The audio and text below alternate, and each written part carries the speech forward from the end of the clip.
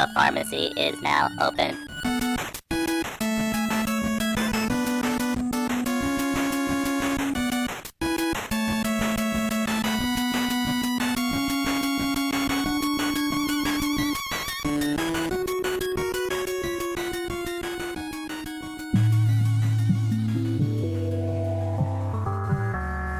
You are tuned into the video game pharmacy.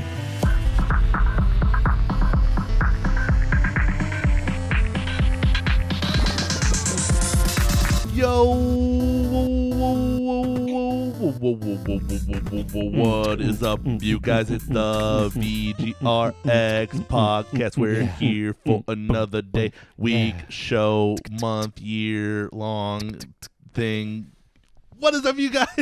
Welcome to another episode of VGRx, your weekly dose of video game news, knowledge, and know-how. Guess what? What's up? It's my boys. Where are they? Brittin. Who are they? Hey, what's up? Zachariah Hello. Milkman the Third, Hello. That's the one. or Zach for short. And then it's me, your It's boy, me. Hello, Scott. Scotty. I Hey, dabbed. Scott. You I don't- can't see it. But I don't know if we ever had that type of intro before in all of our episodes where we came in I know beatboxing. singing. Dude, I was feeling Who it. needs a theme song? I was Seriously. I That was was feeling great. it. Thank you. Ad-lib it every Thank you. week. Yeah, I mean that's half the fun is I literally feel just like coming the in. background person, this is vibing and dancing. Yeah, let's go. Remember when we first started doing this, we would all like take a week and you guys would be like, I don't know if I want to do it. And then Uh-huh. I just started taking it over. Yeah. Just like, We were bad at it. Let's No, just no, be honest. No. I was bad at No, it. you guys were great. All Yeah. of you were fantastic. You're a great man. host, Scotty. Wow, thanks, Yeah, guys. we need you I appreciate desperately. it. Well, I need you because I don't put in any of the work, so I mean, we're at your Uh, house, and that's true. we got this soundboard here. It's Soundboard? not at my house. No, not at that's- Zach's house. I don't think we'd want to go to your house. Why not? I'm joking. I like your house. Your house is very nice. Thanks, I haven't man. been there in a long time. There's a lot of noisy kids there, though. That's It'd- okay. It'd be hard to record a show. it Yeah, is so what it is. that's a good reason not Yeah. to do it there. We would hear a bunch of, what are you doing? Yeah, What are you Dad, I need something. Come on, what are you doing? What are you doing? Can you make me a PB&J? I get that Yeah. question every day. Yes. PB and H. Let's What, be real. honey? Yeah. Honey? Yeah. I Get mean, out. peanut butter and honey on Guys, toast. we're canceling fire. the show. real good. Done. What about peanut butter banana? what about what do they call it? Nutella and honey. I've never been a Nutella guy. I've never been I don't know what to tell Nutella. you. What? Never. I know some people I'm just it's their anti-Nutella. favorite thing in the world. You're anti-Nutella? I That's am. hardcore. You're so over it. I like to go against the grain, Taking a stand. Everybody loves Nutella. Mhm. No, it's not that good. He'll go into like shopping centers and just start chucking it over aisles. Be like, forget Nutella. This sucks. Do you ever get some local honey, some organic natural peanut butter? Okay, put on loc- some toast. Okay, you didn't start with local honey or This peanut butter. changes That everything. changes. If you're not getting local honey, you're doing something wrong. I know, especially here. We have local everything. It feels like Yes. If Yeah. it comes out of a bear, you're doing it wrong. Is all I'm gonna say. a bear. The honey Word. bottles. Oh, You guys. My I brain went- went instantly like yeah. cocaine bear or something like Oh that. dear. Oh, I thought. No, not that. Stop. We're done. Abort Cut. mission. Turn it around. Well, hey. This is a show about video games. If It we is, talk not about about video games or cocaine bears. But this is how it always starts, Yeah, honestly. it's all locally sourced. We're 3 local sourced. Actually, Zach's not. Never mind. No, Two- he's an import. We're 2 locally am. two locally sourced boys and a guy from California. Yeah. You were born in Washington, right? Oh, yeah. Where were you born? Tacoma. Oh, okay, me too. Born and raised, man. My man. I know. Dude. I was here in like second grade though. That doesn't count. Okay. Yeah, piece of garbage. Anyway, Sweet. hey, we talk about video games here. Yep. Eventually, we like to banter. sure. And if you guys are here for the very first time, welcome. You have a lot of shows to catch up on. Yeah. Yes. You're gonna hit you with some inside jokes. We're gonna hit you. They'll with, make no sense whatsoever. They'll make no sense. We'll hit you with the news, knowledge, and know-how, if you Mhm. will. And the hot memes, only the hottest. Yeah. Yeah. Yeah. I'm an old guy, so I'll try, but I That's- can't make any promises. It's okay. You guys got the hot memes covered, right? Yeah. Oh yeah. Do you guys remember the question I asked Oh, last week? Hey, remember we do that too? Yeah. The question of last episode. Don't fake it. Just if you don't remember, that's cool. No, Because I don't absolutely not. Well, That's why I keep track. wait. Thank you. That's Hang on. I think I might. You want to try and guess it? I remember it being just absolutely out. It was who was like the president of something. Oh, I think you're on the right track. You're like kind of close. Oh, okay. What was it? So last week I asked, who was the founder of E3? Yeah, that was a good question. Okay. Yeah. And do you guys want to try and guess your answers? No. I don't remember what I said. I think we said Gordon Freeman. I think if you I did. remember right. So I have them written down. So Scott, you said Nolan Bushnell. And then Brittin, Good job, Scott. Brittin said farts and Gordon Freeman. Wow, was I like? Solid. Was I passed out last week wait. while we were doing this show? I don't remember. Where any of did the name I came up from? Did I say Nolan Bushman? Bushnell. Bushnell. He's like, I don't even know who this is. I don't know. Just what it made is. up a name. He did. It sounds like he did. So the answer is Pat Farrell, who was the CEO and president of Infotainment World, which launched GamePro Mag, and then International Data Group owned Pro Game Mag and helped set up the first E3. Wow. Okay. It was on the tip of my That name tongue. one more time. So the overall organization that helped set up the first E3 was International Data Group. What was and the guy? And the person is Pat Farrell. Pat Farrell. Yeah. Pat I Farrell. was gonna say that, but I didn't want to embarrass you. Thank you. so. I appreciate it. Makes Make me look sense. dumb. Yeah. Makes sense. So Yeah. me and Patty Boy, we go way back. You and your knowledge bombs. yeah, man. dude. Like we went to at least one school together. You say I'm that. I don't believe you. Sure. you don't know me. That's true. Well, you don't I mean, know me at all. we've sat in a room together for something like 110 hours now. Probably way more than that. Way longer. Talking than about video games, so I feel like I know you. There's like 3 or 4 hours on the front and the back side of each episode. Yeah. True. You know, What? where we're just We Yeah. just And you don't. toil And you around, don't want to hear that. you twiddle our guys. thumbs. It's fun for us, but you don't want to hear it. Yeah. Just Maybe saying. they do. No. I'm gonna turn off the Executive episode right decision. now. We're just gonna start talking. I'm gonna record randomly. We're not gonna know when. That'll be scary. Yeah. Okay. Anyway, we'll see you guys next week. No, there's way too much to talk about. That's so true. We've We have a been lot. we've been back for a couple episodes now, but Yes. man, this doc is exciting. This is the first know. time I've been like, we got some fun stuff to talk about, and I'm really looking forward to it. We have been busy, to be fair. Yeah, true. Which is it's fine. We're- We're not what's the word I'm looking for? full-time podcasters? Yeah, we're not full time. We have day jobs. We and want to stuff. be. I Yeah. mean, I would love. That'd be there's great. a lot of things I'd We're love to hitting do about full-time. about a once a month mark, and that's fine. Yeah. Especially, so this one might be a little longer of an episode. Normally we do an hour, or maybe we might, do an hour and a half, maybe an hour 45. Depends on how tired Brittin is. Ambitious. Yeah, I mean, I have been up since 3 this morning. I just threw out Haven't a been home number, yet. and we're gonna go with it. You don't Yeah. have a family. We are your family. You're a family, Oh, thanks, buddy. in Wow. a manner of speaking. You guys are giving me a ton of episode names Oh, right off Yeah, the how are you bat. gonna and pick? I love it. Cocaine I love Bear. No. Locally sourced. PB&H. PB&H. all kinds of stuff. It's great. But yeah, we have a massive doc, so we might go a little longer today. Hopefully that's okay with you. If it's not okay with you, I don't care. Yeah, me neither. Yeah, this isn't for you. You can turn it off anytime, This is, but don't. This is We for, love you. This is for us. Yeah. And what? What? I don't understand. Why are you laughing? Zach, do you care? Zach's dying over there. Hey, Brittin, what do we have on the doc? So I wanted to try something new. Since we've been hitting about the once a month mark here, I thought it'd be fun to, when we can make this work, just throw in a list of all the games coming out for the month. So I figured I would just kind of read through the list, and then after I'm done reading them all, we can shout out to any ones we want and The month of May, talk right? about them a little bit. This is the month of May, yeah. Well, I just wanted to make sure that I appreciate that, yeah. for people who listen to this 1 year from now when it'll still be relevant. Yep. Yep. Cool. Okay. I'll Let's do rattle it. through it real quick, and then we can talk about it a little bit Hit if you me guys with it. want. All right. This first one just says May. It's a game called Humanity. Okay. PC, PS4, PS5. Never heard of it. Don't have an actual date on that one. Redfall, which we'll get into later. Xbox Series X and S and PC. That's out May 2nd. That's already out. Hogwarts Legacy is now out for PS4 and Xbox One. That was May 5th. A game called Hometopia is coming to PC May 5th. Real fast. What's up? Hogwarts Legacy is coming out on Switch too, right? Yeah, It's later. Later. Okay. Yeah, not yet. Sorry. Darkest Dungeon 2, PC, Ooh. May 8th. Yeah. I've never played it, but I know a lot of people who do. Oh, yeah. Yeah, it's a popular one. Mid-Autumn, PC, May 9th. A lot of PC exclusives Yeah. here. I wish I knew what any of these were. Ease 9, Monstrum Nox, PS5, May 9th. Maybe you've heard of this next one. We'll see. The Legend of Zelda, Tears of the Kingdom. Never heard of it. It's coming to Switch Oh, May 12th, which is today. You mispronounced that. That's Legend again. of Zelda. Tears of the Kingdom. Yeah, Tears of the Kingdom. Got it. Good to know. Yeah. It came out today. Yeah, we'll get into that later too, for sure. Oh yeah. Amnesia: The Bunker, PC, PS4, Xbox One, Xbox X and S, May 16th. And this is the sequel to Amnesia: Dark Descent, correct? No, there's been, I want to say 4 or 5 of them now. Okay, so never mind. There's quite a few entries in this series. Ignore what I said. by I'll this edit point. that out later. No, you won't. The Outlast Trials, PC, May 18th. Lego 2K Drive, Come to Everything, May 19th.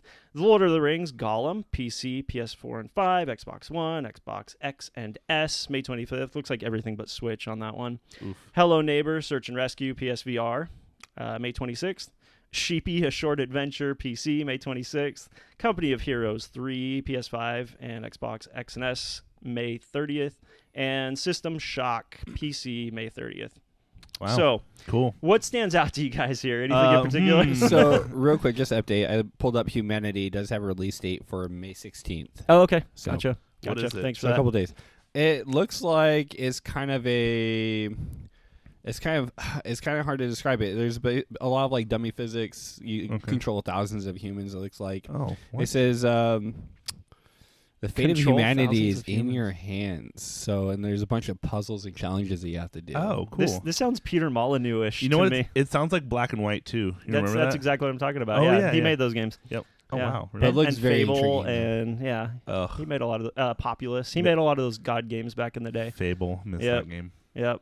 So, like you pointed out, Hogwarts Legacy is now out on the older consoles, but not Switch yet. I don't recall the date on that. Zach may be able to find out for us at some point, but I Of think course. it's coming in a few months. And just a quick question. Oh, Yeah. wait, never mind. What? What's Okay. up? Well, when I saw it, for some reason I thought it said PS5 Xbox One, but that's PS4 Xbox One. Yes, that would be a weird combination. Gotcha. But like the PS5 and Xbox Series X version's already out. Yes. Because those two and PC all came out at the same time. Right. Cool. Yep, exactly. Still haven't played it, They probably needed some extra optimization time for the old versions. especially which for the Switch. more companies should do that, honestly, because sometimes everything launches concurrently and Yeah, it's some all versions garbage. suffer as a result. So, There's one specific really game I should. can think of that's on this list. yeah. So, unfortunately, updated today, it looks like Avalanche Software delayed Harry Potter Hogwarts Legacy to be debuted on the Switch. They want to delay it to further optimize the game. Sounds about right. So, delay it till November of I this mean, year. Whoa! You played it. I played it. After having spent time with it, I cannot fathom how they would bring that game to Switch, period. Yes. Unless they just turn everything way, way, way down. Draw distance, detail, resolution. It was the stunning, works. so seamless. Everything looked good. Mm-hmm. So, yeah, I don't know how they'd port it They that have their work quickly or cut that out easily. for them. Yeah. They could release it on specifically the OLED. That doesn't give them a whole lot of extra to work. I think the only actual technical improvement with the OLED was extra RAM, if Okay. I'm not mistaken. I mean, And that can it make a helps. difference. Yeah, I mean, it's not going to let them beef up the resolution or anything like that. No, though, but- and improve frame rate. Yeah. It just helps with like load times and stuff, I suppose. Yeah. Something I'm looking forward to actually is the Lord of the Rings Gollum game. Have you guys Okay. seen trailers or anything for this? I think I saw like one. It's been I have, yeah. they've been trickling out information on it for a long time now. It's kind of the events of the original Lord of the Rings trilogy from the standpoint of Gollum. Actually, I don't know if the events of the Hobbit will be included in this or not, but who knows what he was up to. There's large periods of time throughout that series where he's kind of MIA and you don't really know where he is, what he's doing, who he's interacting with, and then he'll just reappear again. So I think it's a really cool idea for a game.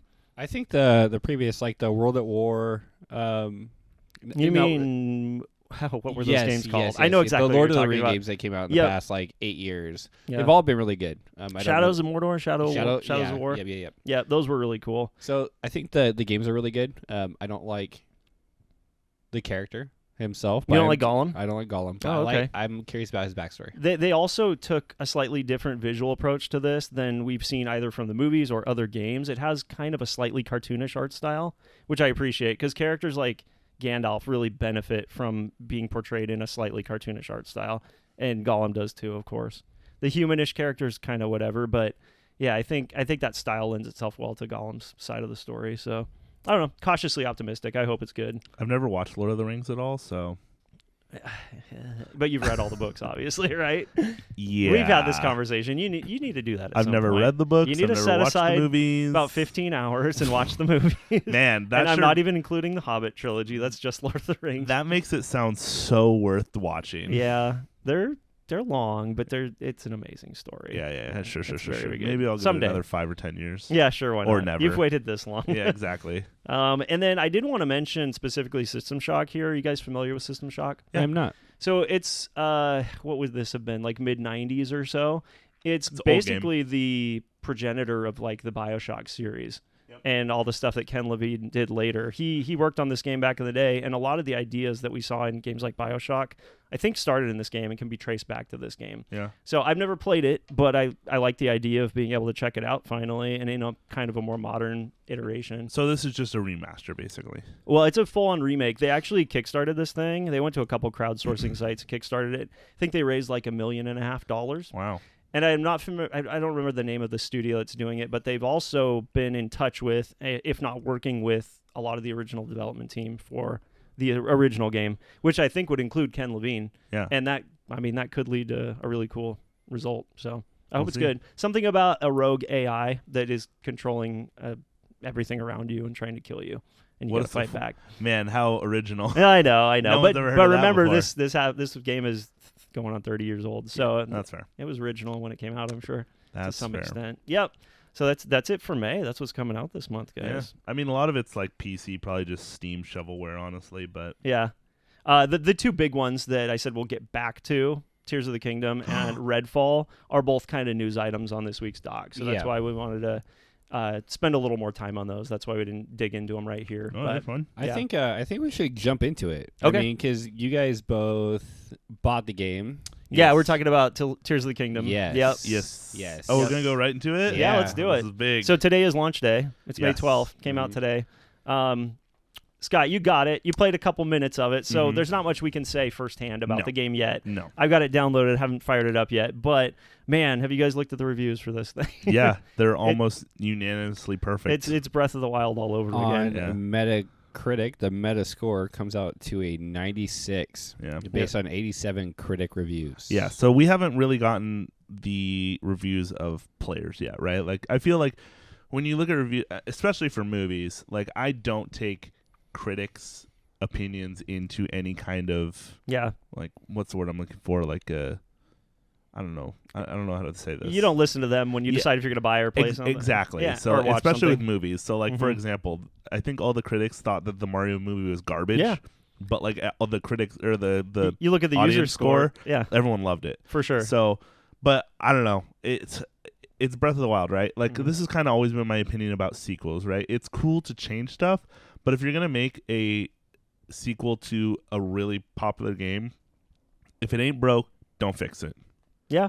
But Change story, add new stuff, but you Mhm. don't need to overhaul the game and make it something it wasn't this before. game's a weird exception to that rule, though, in my opinion. Yeah. Because Breath of the Wild took so many of Zelda's ideas, so many things, long-standing traditions in Zelda games, and threw them out the window. Which is fine. And a lot of fans, myself included, Didn't like were it. very off-put by that. Yeah. So we've been clamoring for, going into the release of Tears of the Kingdom, bring some of that stuff back. Yeah.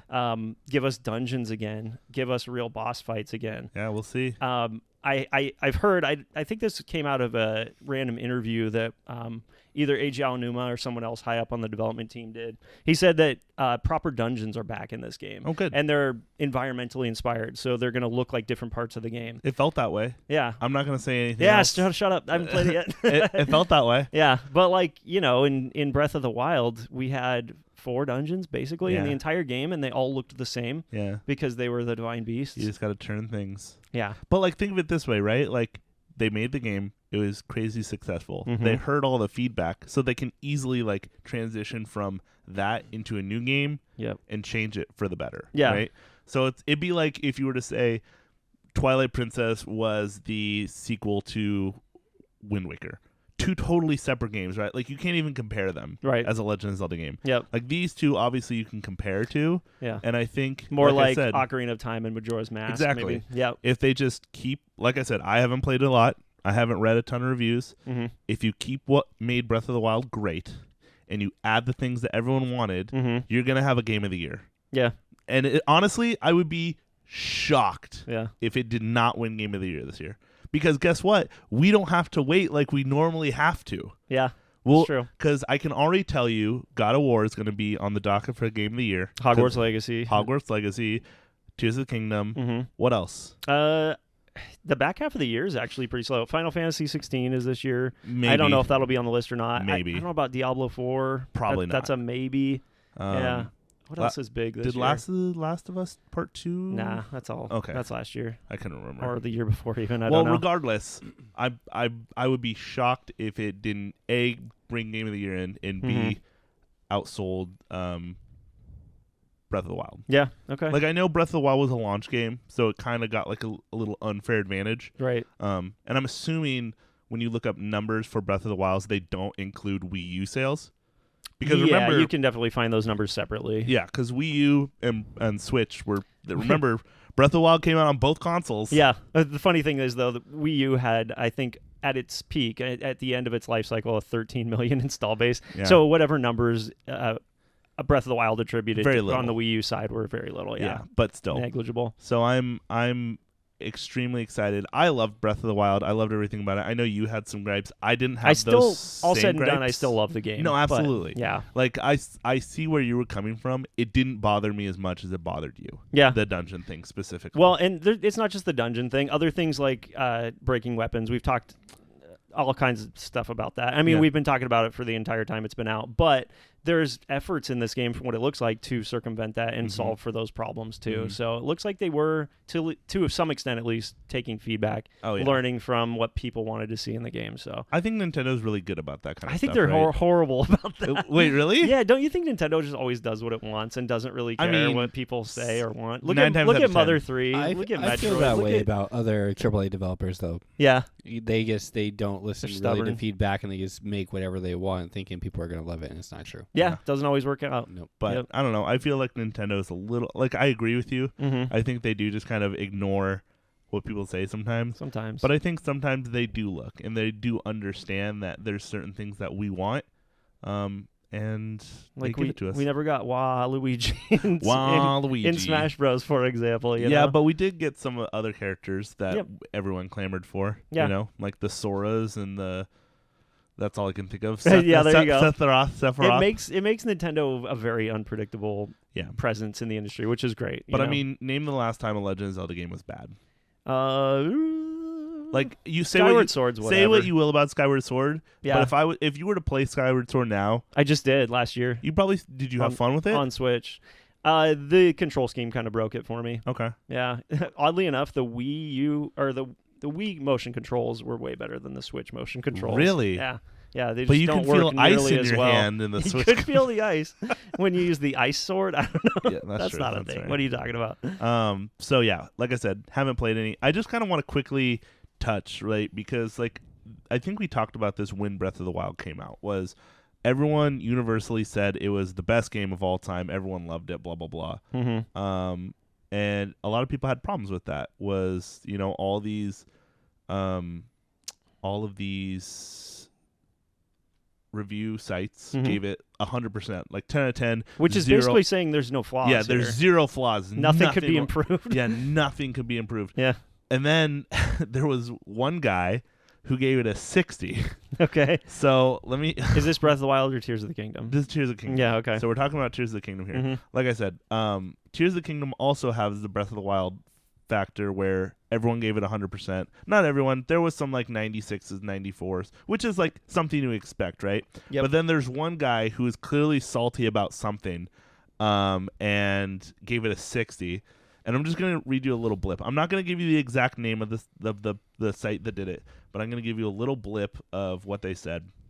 They said, if you're yet to step foot onto an open world Hyrule, Tears of the Kingdom is the best way to experience it, with just enough new grounds to keep things. But if you didn't gel with the 2017 release, story alone might not be worth a second attempt. Okay. You know what? So, I think that's fair. I mean, yeah. Because that is a lot of people's viewpoint. This guy obviously had such a strong distaste for the changes they made that he didn't even enjoy the game. Yeah, exactly. But for most of us, it was like, this just doesn't feel like an actual Zelda game. But we still like the game, and we're having fun with it. But think about how shallow the story is in multiple Zelda games, right? Mm-hmm. And people still loved it. Yeah. So, like, they really did try to make a story, a world around Breath of the Wild. I don't know that I've ever played Zelda for the story. And Yeah. I think that's true for a lot of Exactly. people. It's the sense of adventure, it's exploration, And that's what I'm saying. puzzle solving. Yeah. That's So what they- we're there for. Cool boss fights. I don't know. I'm a sucker for story. Okay. I will give anything to play a game if it has a good story. All right.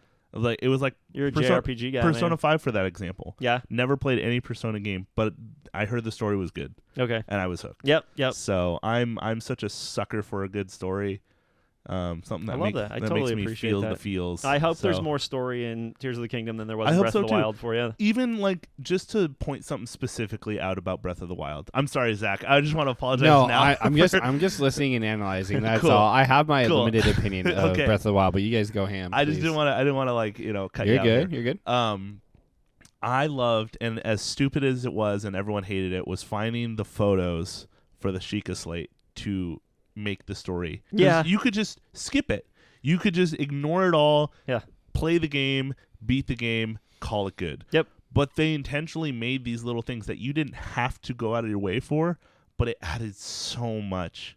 It gave you so much more connection to the characters. For sure. And you learn to love these characters that you never met because they weren't there. Yeah. So So those moments in the game, that's basically how you get the story in Breath of the Wild. Yeah. There's only like 10 of them. Yeah. Those cutscenes are phenomenal. They're and it's beautiful. really good storytelling. The voice acting is great. The Mhm. cinematography is great. But it's just so sparse that Yeah. I think it was, and like you said, optional, yeah, that I think it just made the overall story not really resonate that well with people. I guess. Yeah. I don't know. If they would have presented that to you in a more direct way, and you can't get through this game without seeing all these cutscenes, people would probably have honed in on the story a little more in Breath of the I don't know Wild. if they forced you to have to go and find it. Yeah. I don't think it would have been as Well, maybe enjoyable. they're part of the game. Like you complete a certain divine beast and it triggers this cutscene or well, something. they did. I don't know. You know, there was that where you would go to a certain area and you would trigger a cutscene, but then there was the optional ones that I felt like really kind of fleshed it all out. Yeah. So Yeah. I don't know. Agreed. If the Tears of the Kingdom doesn't have that, that's Mhm. fine. If it does, I wouldn't be upset about it. But like you're not really searching for your memories in this game like you were in Breath of the Wild. So I'm excited to kind of see where it goes. Yep. I've Same. already seen Ganon. Hey, so have you played Hyrule Warriors? What was it called? yes. Age of Calamity or something like that? That's like the DLC. What's that game called? Well, they had What- Hyrule Warriors. Hyrule Warriors. And then There was one on 3DS, and then Yeah. there was one on Switch. I'm talking about the Switch one. Gotcha. It's essentially a Breath of the Wild's prequel, Mhm. and it's like all story and all cutscenes. No. Unfortunately, the gameplay's not great unless you're really into Musou games like the Dynasty I was Warriors say style they're literally games. all the same. Yep. Like all But the gameplay's the same. If you could like just maybe you can go on YouTube or something and watch just the cutscenes. Oh yeah, you could. There's a lot of good story there, and the cutscenes it's the exact same visual style as Breath of the Wild. It looks like basically just more story for Breath of the Wild. Mhm. That stuff's worth watching if Yeah. you want more Breath of the Wild story I content. do love me It's a some good- Breath of the Wild Go story. watch that stuff. It's good. Like here's the thing though. Like I do enjoy, like perfect example, Persona 5 Strikers, which was basically the sequel to Royal or Yeah. Persona 5. It totally changes from a turn-based RPG to a Dynasty Warrior type Oh, okay. action. I always And- thought that was like a sports game or something. Yeah, probably it- because of Mario Strikers. Exactly. Yeah. So, but it's just like, oh god, Mhm. it feels like such a slog, you know. Okay, gotcha. So maybe I'll just do that. Just watch the cutscenes. Just watch some cutscenes. Yeah. Hey, Why not? do we have what else do we have on? Oh, Tears of the there's Kingdoms? so much. Oh, Well, hit me with some here's of it. here's a random thought for you Yeah. related to Tears of the Kingdom. There's only one more Switch game announced with a release date right now from Nintendo, and it's Pikmin 4. Ooh, yeah. So because of that, we have nothing for the back half of the year, really. Because of that, people are theorizing that Switch may be just about done. What do you guys think? Metroid Prime 4. One more time. I said what I said. Prime 4. Once I got a PC, I didn't look back. Yeah? Oof. No more Switch time for you? I didn't look back. When I even house sat for you and I saw Mhm. your PS5, your beautiful white PS5 sitting there, Right. I didn't touch it. I have Interesting. no Okay. no desire to hop on a console Wow. Wow. I would have stole it. or even think about it. What? I probably would have noticed No, you because he's wouldn't. like the only It's not one like there. not like you use It's it. not like I so- play it. You're right about exactly. You could have put a Good point. cardboard box there and he wouldn't have noticed. Yeah, you're right. Would Tears of the Kingdom potentially maybe bring you back to the So, Switch for a little bit? Zach? there's that social thing where it's like, oh, everybody's playing it. It sounds like it's a good game. It has good reviews. I didn't enjoy Breath of the Wild. Okay. Then I- you're that guy on the review that he just read to us. Essentially, yeah. I wanted to jump in for the story, for the world, for the adventure, and I feel like the puzzles and the difficulty of the boss fights is just too above just like regular play for me to really enjoy it. So if Tears of the Kingdom is anything like that, less Got it. adventure, just more and more puzzle, Yeah. and it's like super challenging where I just can't kick back and enjoy it, I don't think I'm going to play That's it. fair. We'll be able to give you a little more feedback in Yeah. the coming weeks Yeah. as to whether that's the case, in our opinion, or not. So but- once you guys get some hands-on play, and Yeah. you guys like, yeah, Zach, you'll like it. Yeah. I'll probably try it. Okay, cool. Yeah. Cool. I'm gonna You're not play it. swearing off console games for the rest of your life. No. Just- I just always, for now. I always get this warm, like video gamey feel when I pick up a Switch and play it, and you hear the clicks and the sounds Yeah. and the Switch start up and everything like Yeah. that. I mean, I'm the same as you. When I started PC gaming, it was kind of like I couldn't tell you the last time I played a game that you could play on PlayStation Mhm. that I couldn't play on my PC Yeah. or like my Xbox. Like I didn't buy an Xbox, or I didn't buy an Xbox Series X. I didn't buy a PS5 mostly because the only games that I would really care to play, God of War, which was going to come to PC eventually. It might take a little bit, but it will. Mm-hmm. Horizon Zero Dawn. I know both of these I've just named off are both PS5 exclusives. Yeah. I'm sorry, Xbox is dead. Let's be honest. We'll get into that Yeah, when we talk exact- about Redfall. Yeah, I yeah, think. yeah. Xbox is dead. Yeah, it's just You got your Uncharted's, but there's nothing really on the I horizon. don't really for care that about series. Uncharted. That's because you never played them. They are really good. They're so good. They're really good. You If monster. you want story, Oh, it's all story. It's Are like they- watching. are they a on movie. PC? It's like watching a movie. I don't know. Let's find out. I don't know. Sony has been bringing a lot more of their content to PC lately. So I'm going to Steam right possible. now. All right, report back to us on that. so another release that people were talking about, Yeah. like you said, Mhm. was Redfall. Yeah. I didn't know much about it. It looked like a vampire hack and slash. Yep. From what I could Made by what's the name of the studio? They made Dishonored, and they made another actually really beloved game that was well It's well made critically by received. Arcane Studios. Arcane, that's right. Yep. Yep. And then Bethesda published it. So it came Mhm. out on the 2nd for PC, Xbox Series X. And what's notable about it is this is really the first big exclusive for the Xbox, which is kind of crazy. Xbox Series X, because it came out 3 years ago, and Right. this is or 2.5, I don't know, something like that. This is the first big exclusive, and I mean now I don't know if we can refer to it as big exclusive based on the reception. I mean, it's But- absolute dumpster fire when you look at Metacritic. So we were going to Uh-huh. talk about Metacritic for Tears of the Kingdom. Yep. And we look at the Metascore for Redfall, a 54. Ouch. Absolutely horrid. And then Yeah. if you look at the user score, and based on 505 ratings, 505, Mm-hmm. they gave it a 2.0. Ow. Yeah. Absolutely horrid. So users like it even less than the Absolutely reviewers do. horrid. Correct. that's rough. It's made even worse by the fact that it has a $70 price tag. Oh, That was Harsh. also a complaint that I did see is Yeah. $70 for a digital video game on PC is widely distributed. yeah. And then they're just Plagued didn't- with, from what I understand, technical difficulties, really weird AI that just does not do what you think it's going to do. The PC port is absolute trash. Well, I hear that the Xbox version is bad enough, so if the PC port's even worse, then we Yeah. got major problems. So, yeah, what's going on with Microsoft, you guys? Who knows? So they buy up like every studio that they can, and we're not just talking small studios like Rare. Like lately, they've been acquiring big guys, Bethesda, and Yeah. which includes id, and they're working on their Activision Blizzard deal, which we have a little more news on that too, actually. But they're buying up all this content, and there's just no evidence of it in their game lineup, in their release schedule.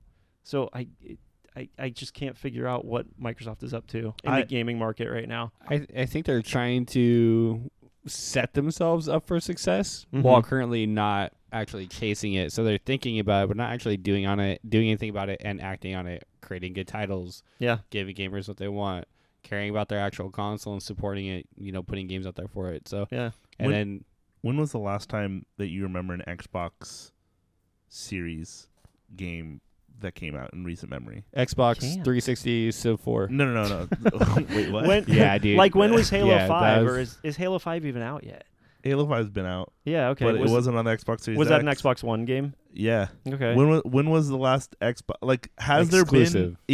been any Xbox Series X The- exclusives of like known brands? I'm pretty that we sure play? Redfall was the first. in 3 years, in 2.5 years. But that's not a game that we know of. No, though. but you said exclusive. Yeah. Where you can only play it on Xbox or PC, and that's it. Okay. I'm talking about stuff that hasn't come out on I'm talking PlayStation, like the Elder Scrolls and the. So I'm not even gonna say Call of Duty. That's because the not, other elephant in the room. Starfield, which is made by Bethesda, by Todd Howard's team. Your boy Todd. My boy Todd. Yeah. We go way back. By the way. That's scheduled for release later this year, I believe. And there's even more riding on that now that Redfall has been kind of a flop for them. It's funny because Bethesda actually just came out with a game that was excellent, which was Hi-Fi Rush. Oh, okay. It was like almost, it felt like an indie game, but it was made by Bethesda. Yep. It was fantastic. It's pretty much, it's a story-driven, I guess, beat-em-up would be, not like a side-scroller, like a 3D space. Okay. And you would attack to the beat of the music. So like the beat of the music would play, and you would see things around you that would like, you know, if there was a siren, it would turn to the beat, and if you saw like a manhole cover, it would like jump up to the beat, or like steam would come out of it to the beat. It's fun. And it's an excellent game. It got great reviews, and then they it's a smaller project though. It sounds like, right? Yeah, it was a smaller project, but then they released this game that was an absolute dumpster fire, and there's no excuse for it. Right. And with Starfield, too, that's a third... Well, they've acquired them, so I guess it's technically a first-party studio now, but that's another third-party developed game. Yeah. What are any of Microsoft's proper studios doing? I have a list of exclusives if you guys want me to go over it here real quick. Hit me some of the noticeable titles. So we have Avowed, which looks pretty interesting. Starfield, Fable. None of these are out yet. Well, those two are not. Forza Motorsport. I don't think that's even out yet. That's it's a racing game. It's not hard to mess up. People do love their Forza, so that will sell. But it's not hard to do. Yeah. There isn't anything crazy about it. They're good games though. They're best in class racing games. Kind of like FIFA's though, right? Like they just kind of build upon the next one. Exactly. FIFA's, the Maddens. Like, give me a Burnout game. That's different. Burnout's great. Yeah. Yeah. We got Senwa's Saga, Hellblade 2. Mm-hmm. Oh, Hellblade? Wow. The Elder Scrolls 6, which was announced. It was not That's announced. got to be like 3 years That out. was not announced. They showed a logo at an E3. Yeah, exactly. That was it. Yeah. Soccer 2, Redfall, which is now out, State of Decay 3, The Outer Worlds 2, Perfect Dark, Everwild, I didn't and know Warhammer 40,000 Darktide, which did come out on but PC too. That has great reviews, right? That one does have good reviews. Like the only system sellers I see on that list are like Elder Scrolls. Yeah. Maybe Starfield if you're into the space fantasy RPG stuff. How long has the Xbox Series X been out? 2.5 years. Okay. No excuse for this. Where's our games? It's obscene. Come on, Microsoft. Yeah, I know. You're flubbing it. Big time. Like, and it reflects in the sales numbers. I don't know if you guys have looked lately, but they're sitting at about maybe 21 million units sold in 2.5 years, which is pretty abysmal. That's among the lowest pace of selling consoles in console history. and like I know the PS, like, I mean, both of these consoles were heavily scalped when they came out. They came out at a weird time for everyone. It was hard to get your hands on them. It didn't take long for Xboxes to start sitting on shelves. Yeah. PS5 really just started to catch up with demand, and you are seeing that reflect in the numbers. They're somewhere around 35, 36 million right now, and they're moving in stores. If you look at like the monthly sales charts, you'll see PlayStation at the top more than it was for a long time. So I think it's funny because like you have companies like Nintendo that just slap a new skin on a Switch and people buy it. Yeah, I did. I know. I bought a Pokemon one. I'm guilty. Zach's going to poop. He's just getting comfy over he's there. Getting comfy. Never mind. I've got 4 Switches in my house, so I'm Really? either part of the problem or part of the solution. I have my Animal Crossing one. I have my Pokemon one. Yep. I'm going to buy a Tears of the Kingdom one. Yeah. So like it's insane. But you're a collector. You're Yes. a bit of an abnormality. In my case, it's that all the kids have a Switch Lite. Yeah. And that's probably a pretty common thing. Okay. All their friends in the neighborhood have Switch Lites. They're too, not so- making PS5 lights. I know exactly. PS5s are still $600. Are they? 600, Say bro. it one more time. 600. Oof. And that's on the low end. Yeah. Like that's not even like standard MSRP, I believe, for it is $699. You're making stuff up. I'm not. Quit it. It is almost $700. Get out of my house. The only reason I know that it's cheaper is because it's at Costco for $5.99 right now Oh, okay. because it's on sale.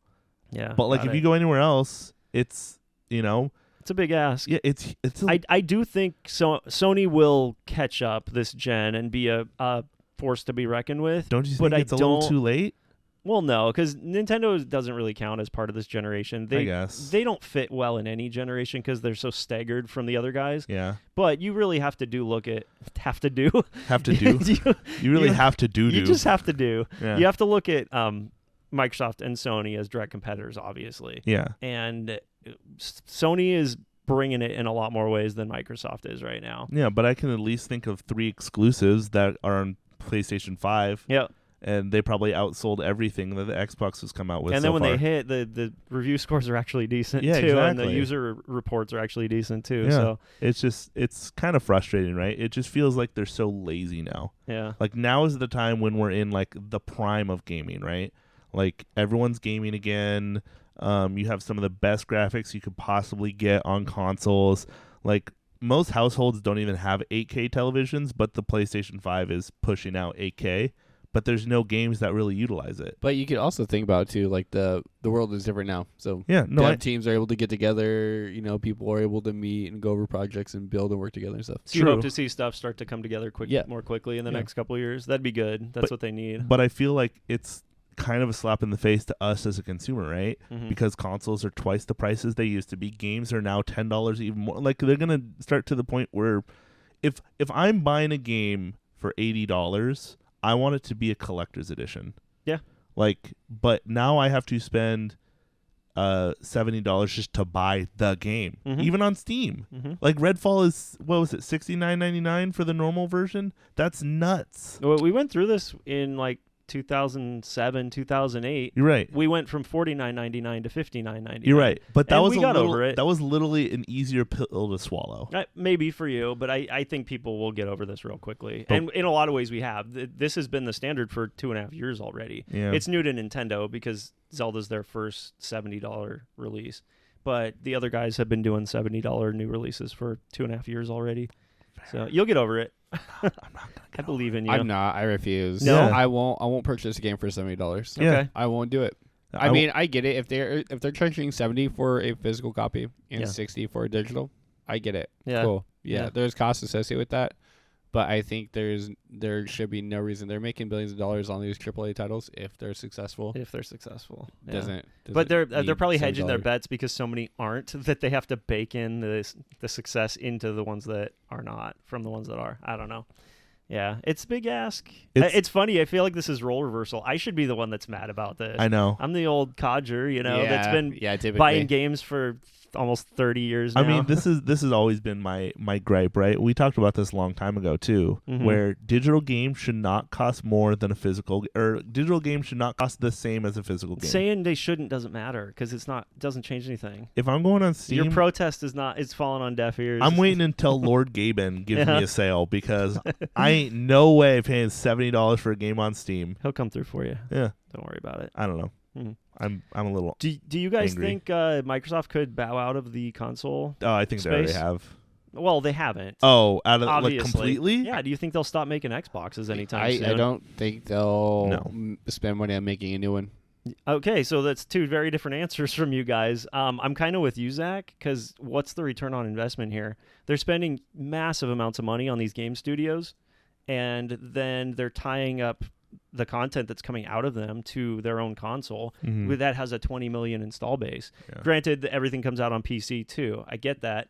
But they could be just running these studios, pumping out the content, putting it on everything, and making money, Mhm. and stop making a console of their own that for 2 generations now has kind of been lackluster, to say the least. I see what you're saying. Well, if you think about, does Microsoft have too big of an ego to let that happen? Yeah. So are they going to let their developers make these games and put them out on Sony's console, put them out, I don't for on other storefronts, all this kind of stuff? Are they going to allow that to happen? Yeah. I'd be surprised if they did. I agree with you. They 'Cause should. They're but would they? I don't possessive know. of their IPs. They don't have many though. They've got Forza anymore, and right. Halo Not- and Gears of War Not and stuff. anything left much. That's about it. Yeah. And now they're buying up these other studios. And the other annoying part is you're locking this content away from gamers that want to play it desperately. Like, do you know how many copies Elder Scrolls 6 would sell on PlayStation 5? Tons, of course. Like Mhm. a lot of the install base would pick that up, Yeah. but they can't. because it's going to be locked up. I think Starfield is still going to be multi-platform because those deals were in place prior to their acquisition, but it's just doing a disservice to gamers in general by buying up studios, locking content behind your console that's kind of floundering. I don't think I don't get Xbox it. has been We good sound for so a down long- on No. Microsoft and Xbox right now. I mean, just being real though. exactly. Like, when was the last time that you remember Xbox really wowing us? 360. Exactly. 360 was Yep. the best of the It was generation by great. far. Yeah, it Yeah. was fantastic. It had amazing games on it. It had great brand new IPs. Like, it was an Xbox 360. There was problems with it, but Almost everything multi-platform ran better on 360 than it did on PS3. yep, 100%. That's Yeah. true. Even though I loved the PS3, Mhm. I loved the launch. I still remember, them showing it. I first saw it on G4.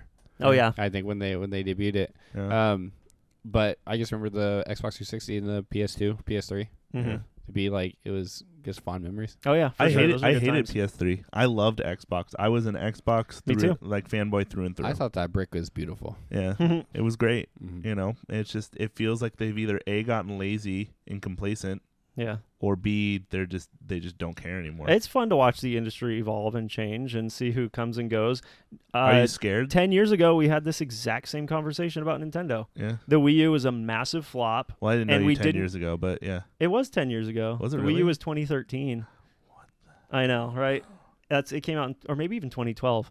But we were like, this thing is a disaster. Yeah, flop. There's some good games on it that Nintendo fans love, but the system's not selling. It's not bringing in new users. And it Mhm. was right off the heels of the Wii, which was like smash success. Mhm. And everyone was like, should Nintendo get out of the console business and Yeah. just start making software for the other guys? And a lot of people genuinely meant that. And then along comes the Switch, which that is knocks it out of the park. they took a chance like they always do on Mhm. something weird and different that no one had done before, and it paid off in spades. But that's the problem with Xbox, is they'll never do that. They won't do that. They will never They'll take play that it leap safe. of faith. They won't even do stuff like VR, which Sony is exploring. They do nothing unpredictable. mean- Every Xbox since the original has just been a bigger, better box. That's it. Yeah. Well, so Nothing unique. this also relates to something that we have listed, the CMA, basically statement saying the CMA, which is the Oh yeah, this is about the Activision Blizzard acquisition. right. Yeah, so sorry, we went off on a tangent about Xbox. No, I and know Sony. we were ranting pretty good there. Yeah, sorry. So the CMA is the Competition and Markets Authority for the United Kingdom, for the UK. Mhm. And so essentially they shot down Microsoft's acquisition of, was it Blizzard? Activision Blizzard. Yep. Activision Blizzard. Yeah, they've been working on this acquisition, I think, for over a year now. It feels like. Right, essentially, and to summarize it, is basically they shot it down because they thought it would not allow for a free market when it comes to cloud gaming and to development. It would put too many IPs into one hand, Mm-hmm. and then wouldn't allow for proper development and economic improvement in the country. Yeah, if you think about it, a lot of the biggest titles in the industry come out of Activision Blizzard. So that would be kind of an unfair advantage for them to have in their pocket. Then again, the deal is what, $50 billion or $50 million or something like that. It's a massive amount of money. That was in the billions. 50 billion. Yeah. I don't know, something it's like in the that. billions. These big numbers, I mean, they all sound the same in my head. But and I'm pretty sure the reason they blocked it wasn't it because they just don't want Microsoft to have too many hands. Like, Exactly. yeah. it's a monopoly thing, and Yeah. that makes perfect sense. It's interesting that the UK is the one kind of challenging this and moderating this, because this is all North American companies that we're talking about. Microsoft is, and so is Activision Blizzard. So I'm not sure exactly how they came to be the ones that are challenging it and not an organization in the United States. But so there's also information in here that says it's also being challenged elsewhere. Mhm. So the European Union hit Microsoft with a formal antitrust warning. The Federal Trade Commission, which is based in the U.S., sued to block the acquisition with the trial set for later this year. And then Microsoft is also receiving pushback from U.S. senators, the City of New York, and the U.S. Justice Department. Okay, got it. It sounds like a lot of people don't want this to happen. I mean, I would have to assume they're going to run into issues elsewhere. Australia's, I think, been pretty stingent in the past Okay, about yeah. this kind of stuff too. So I'm sure if they haven't already said, Microsoft is going to appeal all this and try to overcome it because Of they have course. their heart set on this acquisition. But I honestly think it's bad for the industry if it goes through. Absolutely. Yeah, we all Absolutely. agree. I mean, I prefer the old console war where we had the IPs that we knew belonged to them, Yes. that they loved and built on and kept making and improving and doing things, and everybody would get excited about one IP or the other as they came out. Yep. Mhm. And then now it's just everybody's purchasing titles, games, and seeing who could own the most, but not really doing anything to move Well said. industry Yeah. forward. Yeah. No, that's true. It's I kind of agree sad. with you. New age of I video miss game the days. development. I hate the fact that the only thing I care about is Switch games. You hate that? There's so many good ones. No, though. I love it. Like, no, I mean, like, I love it, but I agree with Zach. You like, want to care about the other Yeah. other guys are doing too. I used to buy every single console. I Mhm. used to buy, Same. And there was reason the to. Xbox, the PlayStation, and Nintendo's console. Yep. Like, I would buy all three of them because there would be certain games that I'd want to buy and things like that. And now it's just like, I could have bought an Xbox or a PS5 at any point now, Mm-hmm. and I have had zero desire to Yeah.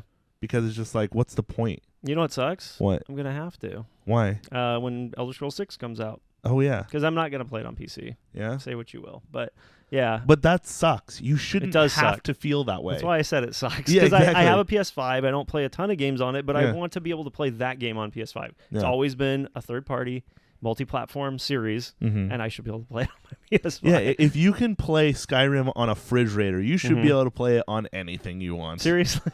They're going to get to the point where they're going to make Skyrim an app for TV. Oh, it's You can probably just play it. It might already You be can, out there. you I can don't know. play it with your remote control for There your was TV. there was a thing where you could play Skyrim with voice controls. I believe it came it. to Google. What's the Google Assistant thing called? Seda? No, Man, the remember Seda? lady you talk Thing's to that dead. does things for you. Siri? No, the Google one. Alexa? Alexa, yeah. I think Skyrim came to Alexa or That's not a something like Google that. thing, but It's not? no, Oh, okay. Alexa is Amazon. No, it's then I'm not thinking of Alexa. You're thinking of Google Home. No, I'm not. There's Okay. There's some lady you talk to. So- and she There's does some some lady that talks to me. things. Is it just me? A random little fact for you guys here. A blip. What is it? Trust busting. What? Government activities seeking to dissolve corporate trusts and monopolies, especially under the United States antitrust laws. Did you Yeah, say okay. trust busting? Trust busting. Oh my man, busting. Oh god, Stop oh it, God. stop it. Respectfully. Oh, Lord. Sorry. Save it. I don't know. Huh. Okay. You know what I hate? What's up? Having to What do buy you hate? multiple consoles. It's kind of annoying. Yeah. I mean, you got a killer PC sitting there Piece- behind you. So PC That so you have is the access reason to- I have you that. have access to almost anything, which is good. PC sits in the middle ground, Mhm. and that's where I'm comfortable being. I always It's- used to believe, like, whenever people would say PC Master Race, I would always be like, haha, yeah, right, I can do the same thing on my Xbox. Yeah. I'm one of those guys now. PC That's Master fine. Race. I'm fine with that. And then the Switch. Yeah, PC Switch. Yeah. Because you'll never get those games Look, on PC. I'm sorry. Like, Nintendo has my heart of heart and my souls of souls. You can say what you want about it, Yeah. but boy howdy, if they're not good at making a good freaking game. And deep down, you wouldn't want them to go multi-platform No. to make PC games. It wouldn't be the same. I love it and hate it, right? I love it because they're pretty tight on their IPs. They don't let anyone touch them, Yep. period. No. But in that fact, they also shoot down a lot of people who want to use them. Yeah. Like, there's been tons of great Pokemon mods out there Mhm. that Nintendo's just like, nope, you cannot do that. It's just like, but why? It's not even to make money. It's for the love of your game. They know the value of their IP. I know. Exactly. And they need to protect it. They know where they sit. Yeah. But a lot And- of these people aren't making any monetary value from them. I It's know, just but free. you still have to very closely guard your characters. I get it. Because things can spiral out of control. I and know. perceptions can change very quickly if you allow too much weirdness to go on with your IP, with your So characters. think about the flexibility we've seen, right? Purchasing all these studios. We know that if when we buy a Switch, it's going to have this title, this title, this title, this title. We know what we're getting. Mhm. When we fire it up, we know that we're going to have fun. We know what we're playing on it. We know what we're doing. Yeah, for sure. All these other consoles, we don't know what the feature is. We Yep. don't know what they're going to own. We don't know what games are coming out. We Yep. don't know what's going to be exclusive, what's not. That's true. I always hate when they talk about new consoles. They're like, these are the specs of the new consoles. Like, yeah, but Doesn't matter anymore. what are the games? Yeah, Right. we're all I over that. don't care if it's 8K. Does it have anything cool? If no, I don't care. How do you feel about RTX ray tracing? It's 18x You anti-aliasing. can feel the thoughts just escaping. I thought out, I you know. I really thought you were trying to do something there, and I was No. very confused by what. I'm like, Yeah. I'm playing into what you're saying. I these, know. These terms are just kind No of one meaningless to cares. most people. No one cares. Yeah. Give me a good game. Like, do I think Tears of the Kingdom is the best looking game on the face of the earth? Absolutely not, because it's on a Switch that runs in 1080p, and that's okay. Totally fine. And the Switch know exactly costs what you're getting. what, $400? A Switch? Yes. $250. Look at that. An Super accessible. An OLED is $299. Super accessible compared to You don't what? sound too sure. It's I I thought pull it I up. thought it was $350. No, I think $359 is OLED, $299 is a Switch, and then $259 is a Lite. Right. Okay. That's an actual reasonable number. Yeah. And it's funny though that it hasn't dropped at all in 7 years. It doesn't have It to. doesn't need to. They keep selling. Because who cares? Yeah. I bought one. Yeah. Like I said, I have an OLED Switch. I'm never gonna pull it out of the box. So Nintendo Yeah. Switch from GameStop Yeah. currently $249. The OLED from Walmart $399. $359. Yeah, $359. Okay. Super accessible. They don't need to change the price of it. There's Right. no reason to. Yep. At all. If you make good games, you don't need to have ray tracing, Mhm. 4K, 8K. You don't need to have all this Yeah, stuff. you don't need to have a dedicated graphics card in your console. Microsoft, Sony, I know you guys are listening right Devs burn us to the ground, but start making good games. now. Yes. No, seriously. That's all. Absolutely That's all you need. You make good games. Man, Yeah. We're gonna come back. I've never felt like we've been so ranty about something in our life. No, It's this true. is good. I've loved It's this true. whole conversation. I have the same conversation with people at work all the time. Everybody's on the same page. Yeah. Like, we're over the technological advancements for Yeah. the time being. We're in a good place. Just make more games, make good games. Make good games. Yeah. Get back to game Not development. that hard. So I have a little bit of I'm going to sideline this here a little bit. No, Sure. good, please. On this podcast, we have never talked about books. Okay. Oh, God, can we continue to not do that? We've never talked about books. Please. I'm begging you. So This ought there's to be good. there's a book that was made or written, Ready Player One, Oh, made yeah. to a blockbuster movie. I have the movie right there. He's actually. back on board. Cool. So fantastic game or fantastic book, fantastic movie, Mhm. right? I read a lot, and I found a book called Tomorrow, Okay. and it is a more of an adult novel, Mhm. lean towards adults, less teen, younger audience. But it's about two game devs who grew up together, fell in love, building a game, going through the different, like going through basically the 90s into modern day, Okay. making a game and like falling in love. That's and adorable. and it goes into like the emotion, the game design, the art. It talks a little bit about coding. I'm sure they Su- hate each other at times. Too. Yes, It's gotta exactly. be a part of it. Super sophisticated writing, Mm-hmm. but it shows that game development isn't just about hardware and Oh, making yeah. money. Yeah. It's about art, Yeah. writing stories, Yep. connecting people. Having escapism for people that need it. Yep. Why do you think indie games are in their prime right now? Oh, Because no one wants to pay for AAA games, Yes. and everyone wants a great game and not have to spend an arm and a leg for it. Yeah. Like, remember when we first started a podcast, I bashed on you all the time about indie games. Oh yeah, big time. And now And then you played Celeste, and and then everything changed. I played Celeste, I play Enter the Gungeon. Oh yeah. Like, and those are just two titles out of millions that are out there. You could find literally anything, fall in love with it, and even though it hasn't sold billions of copies, who cares? Because it's going to be better than any Redfall that has ever released before it. Yep.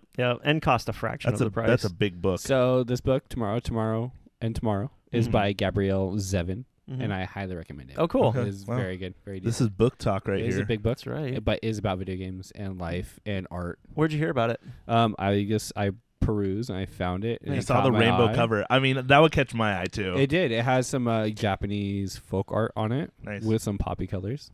It represents like the 80s, and yeah, it's a really good book so far. I'd Super highly cool. recommend it. Right on. Yeah. Thanks for the sideline. We needed that. Of Calmed us course. down a little Yeah, I bit. know. Yes, I was yes. getting a little antsy. We're Sorry. Real fired up. It's okay. That's fine. You know what's funny is you say that story about two developers making a game and stuff. It like totally different, and I don't want to offend you anyway, but it reminds me of the movie. What was the one with Ryan Reynolds? Yes Man, not Yes Man. Oh yes, Guy, Free guy. Free Guy. Mhm. free guy. Yeah, it's kind of the same story almost, right? Yes. Yeah. Which fantastic movie, by the way, if you haven't watched it. Super cool. Yeah. It's a fun video game movie, but yeah, it's just I feel like we lost the love, you know. So this book contains two characters, Mhm. Sadie and Sam. Sadie, super smart, intelligent game dev, goes to Harvard. They're both going to Harvard Mm-hmm. for game development Yeah. or whatever their programs are. And then Sam is the artist. Mm-hmm. And as they start working on this game, Sadie asks, why do you want to make a game so badly? He's like, I want to make people happy. Mm-hmm. And Yeah. I was like, game development, we're not in the industry, but it's what it's here for. Yeah. To make us happy. It's And about art. It's not even about that making a anymore. story. It's about money. It is. And that's all that matters. Absolutely. Money makes the world go round, right?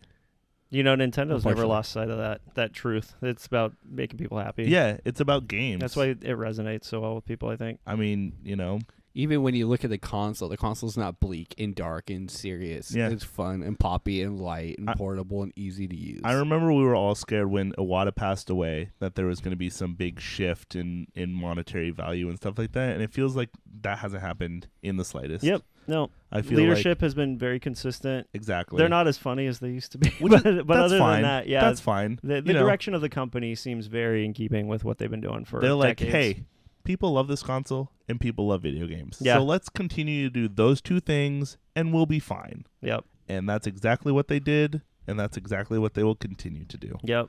I love it. So hey, Nintendo, sponsor us. Good luck with that. We do gush on them a lot. They should. Yeah, Honestly. we love them. We did get a Zach plays PC. we did get a recent release Oh yeah, What'd we get? called Unrecord. Oh, Have you okay. guys heard of it? Seen it? It's Seen not the out yet, footage? is it? It's not. Okay, But gotcha. we got an announcement, basically. This is one of those many jaw-dropping Unreal Engine 5 demos that we've been seeing a lot of lately. Yes. they did a lot of it in Fortnite recently. Oh, okay. Unreal 5 stuff. Yes. Got it. Yep. Got Yeah. it. Did you guys get a chance to watch the video? I This did. game? I did. It's pretty stunning. It looks on unbelievable. a visual level. It looks real. Yes. It Yeah. just looks like a real world environments. It really did. It fooled people. As soon as you see characters, it kind of breaks that illusion a little bit because they'll never perfectly capture the movement, the feel, the look of a human, I guess, but the environments are just stunning. They're jaw-dropping. Yes. And it's nothing remarkable, like the locale or anything. It takes place in like some derelict office buildings or something like that, or warehouses or something like that. Yes. And you could probably tell us a little more about like the story of the game or what it is that they're going for. So it says here that it is Unrecorded is a single-player FPS that tells the story of a tactical police officer from the perspective of his body camera. As you work to solve a complex case, you'll need to use your tactical and detective skills to succeed. Mm-hmm. So it's a narrative and tactical FPS. It kind of sounds a little bit LA noirish to me. Not the time period, of course, but like the style of gameplay. You're as much like probably searching for clues and interacting with people as you are, walking out guns drawn and doing first-person shooter stuff. Yeah, and it says some of the key features are original free aiming system with authentic ADS and unrestricted hand movements, die and re-entry combat with a minimalist approach. So basically allowing the player to develop their own tactics and dialogue that will affect combat. Okay. And so they said the plot is inspired by the best crime and thriller stories. Looks really neat. It does. It's not my It does. kind of game at all, to be honest with you, but I really appreciate what they're doing, and I think it looks awesome. It doesn't feel like it's really a thing. Okay. It feels like it's a grab. It's made by a small studio named Drama, and then has 3 people that currently work there that they have listed on their website. So Theo Hirabane, who is the CEO, Alexandre Spindler, who's the creative director, and then Michelle Evangelista, who's the level designer. Okay, gotcha. So very small studio. It speaks to the power of Unreal Engine 5. It that does, yeah. A couple people could crank out something that looks like that. Of course. Yeah. Really cool. So super interesting stuff. Okay. Yep. Like it. So we just got done talking about how we're not all that interested in power anymore and how cutting edge graphics don't wow us. And then go on to say how amazing this and realistic this game looks. But I think if it was a AAA studio, I think it'd be different. But the fact that it's an indie studio sure. Yeah. that is developing it, That's true. Yeah, there's some truth I think to that. changes Because it a you little get that indie sentimentality and vibe. Like they're going for an idea that they had, not just we need to crank out a big budget game to hit sales numbers or whatever. bit. Exactly. Yep. Yeah, Yep. exactly. They're making what they want to make. That's it. That's the magic of indies. Making what you want to make. Yeah. I mean, And not what some corporate overlord tells you to make. a lot of my Steam games are all indie games. Yeah, Yeah. for sure. I like So. it. I like it. Hey Scott, not to harp back on Tears of the Kingdom one more time. I'll make this brief, but can I get a soundbite? It's It's been a while. It's been a long time. Warm up those vocal cords. I don't remember exactly what I used to say, so I'm just gonna kind of go like the go for it. beauty part was that it was different every time. Okay, cool. Ladies and gentlemen, boys and girls, put your hands together for this week's Reggie Watch. That's exactly what I wanted from you. Thank you. You're welcome. You're welcome. That was wonderful. For those of you who don't know, Yeah, fill us in. What's a Reggie Watch? we like to do this thing where our old president, Reggie Fils-Aimé, does things, and we follow them President religiously. of what? Yeah, that's what I was gonna President of himself. I wish he was president of the United States, to be honest with you. That'd be President, ask. Video games for all. Yeah, why not? ex-president of Nintendo of America. Fantastic guy. I was so close to meeting him. I saw him in real life, though. He is a real human being and not a lizard man. Is he as imposing as he seems? Yes. Yes, he is. Big imposing man. He's one of those guys that if he walks in a room and he talks, you listen. Everyone's listening. Because guess what? The information he's giving you is only good. It might just save your life someday. Let's not overstate. I don't know. Maybe a level up in a video game, but I'll take it. Okay. But anyway, we got some Reggie Watch. We got a Reggie Watch for the first time in a long time. I'm so excited. I know, it's been a long time. Hit me with it. I love the guy. There was a few that we missed, so I'll put those on the back burner for another time. Stuff that happened while we weren't recording. But as you may have heard, Tears of the Kingdom, like the full game, leaked online. Yes, before Nintendo it came out. Unpleased. Nintendo was not happy about it. No, they weren't. And they sent out the enforcer, apparently, or the enforcer sent himself out. Reggie caught wind of this, and he was not happy about it. Oh, really? Because I don't know if development had started when he was still at the company or not on this game. Probably. Mm-hmm. But obviously, all things Nintendo are near and dear to Reggie's heart, and he will always go to bat for them and stand up for them. So when he heard about this, when he heard what had happened, how the game had leaked, and people were bragging about having it early and threatening to, put it online, share spoilers and stuff like that, he just tweeted simply. He actually added the guy that shared this information. Oh, I know exactly what and you're going to talk about, yes. He tweeted this. I don't know what you want. What I do have are a very particular set of skills, skills I've acquired over a very long career, skills that make me a nightmare for people like you. Yep. He will always go to bat for Nintendo and protect their interests, even though... Whoa. You unplugged the microphone. He had to get a drink. You dope. I wonder what that'll sound like on the It'll on the sound pod. exactly what you heard. That's going to hurt all the ears. Hang on. Which one? Just go for it. It had to be during the Reggie Watch. How dare you? Let's pop it in there. Hello. Hey, welcome back. Welcome back.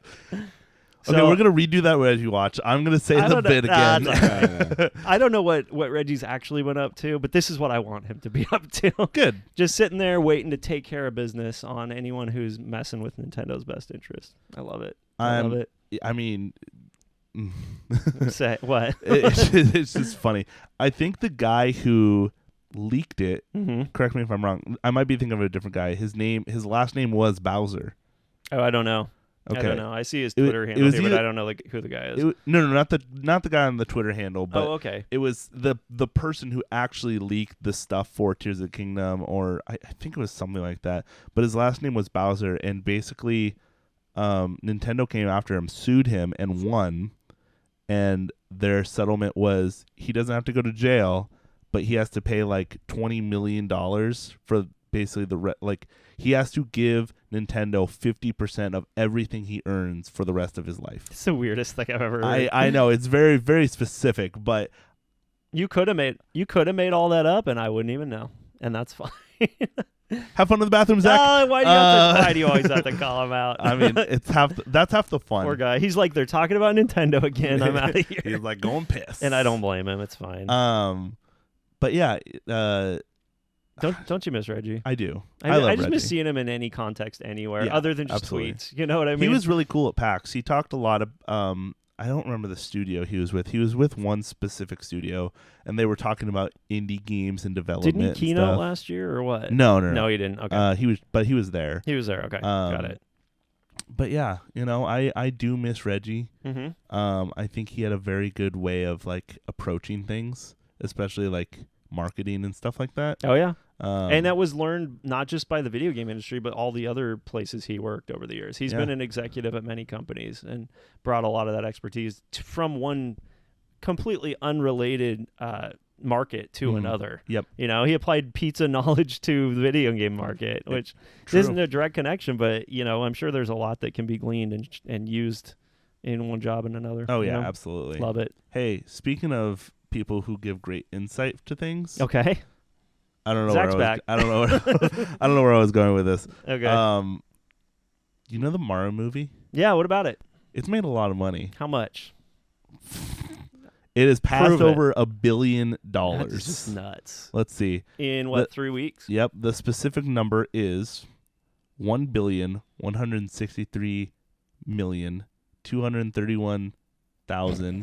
$1,163,231,155. Oh, I'm glad I bought that last movie ticket. And brought it over the 50 28 mark. cents. Okay, got it. Specifically, the opening weekend for the U.S. And Canada Mhm. was $204 million.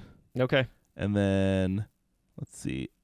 It's a big number. I mean, the billion is the key takeaway Yeah, here. The fact that exactly. it crossed the billion mark. And But even on the fourth weekend, it still made 30 million or 40 million. yeah. And then the fifth weekend, it made 18. That's- yeah. So, it's got legs. crazy. No, that's good. So that makes it the 5th highest grossing animated movie of all time. Mm-hmm. It's behind the remake of The Lion King, Which is- Frozen 2, and Which Incredibles is 2. weird because, it was technically a live action Lion King, right? Yeah, but it was all CG I mean, except for some environments, Obviously, I guess. but yeah. still, Yeah.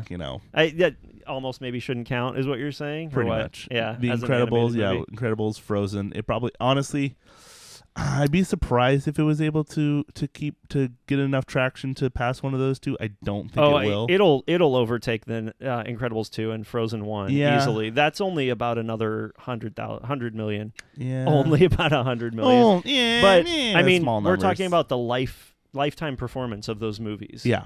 True. Granted, the box office has slowed down dramatically for Mario because it's been out for 3 weeks, but Mhm. it's still in the tens of millions, and it'll stay in theaters for quite a while still. So I the would question imagine. is, with the success of this movie, do you Mhm. think they will make a sequel?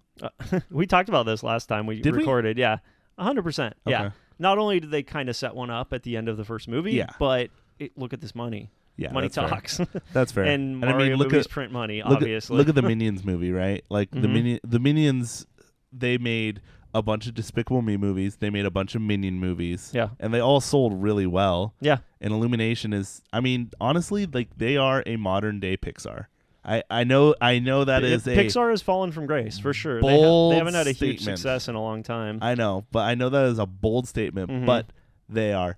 Hate the Minions, hate Despicable Me all you want. Uh-huh. They make great movies. Yeah. They look People love 'em. fantastic. And it's worth pointing out here, number 6 on this list is Minions, so Mhm. that makes the Mario movie now Illumination's best Selling best movie. performing movie ever. So Crazy. of course they're going to want to make more of them. No, yeah, for sure. And maybe Nintendo will trust them with other IP. Who knows? We've talked about that too. Have you guys Could be called interesting. Huh? Mario? What? What are you talking Have about? you guys called Mario at all? I don't know. I don't know what you're Oh, saying. you mean like the phone number on the? Yeah. You Oh, the have? plumbing company. They thing? have a Yeah. plumbing company. Yeah. So they have in the movie they have like their commercial that they have, and they have a phone number on the side of the van. And yeah, it actually it gives you a message from That's pretty fun. Mario and Luigi. So if you guys have listened to it, this or listened to the podcast thus far, and if you guys want to give Mario a call and haven't yet, it's Mhm. pretty entertaining. But the number is 929-556-2746. Nice. 2746. I'll have to try that. Nice. And You've it's super done it, fun. Zach? I have, That's yeah, awesome. I have. Just for giggles, Of course. And I loved it. I'm not a big Mario guy. I didn't see the movie or anything, Uh-huh. but I thought it was super fun. You should go see it. I should. It's just a good movie. Honestly, like even if you're not a huge Mario fan, it's a good movie. Yeah. Rumor has it it's going to be on streaming services Rumor has very it. soon. Oh, I So, believe it. You might not have to rush out to I theaters. To I see didn't. it. I honestly I haven't seen Guardians of the Galaxy because I Mhm. know it'll probably be on Disney Plus within a month. Yep.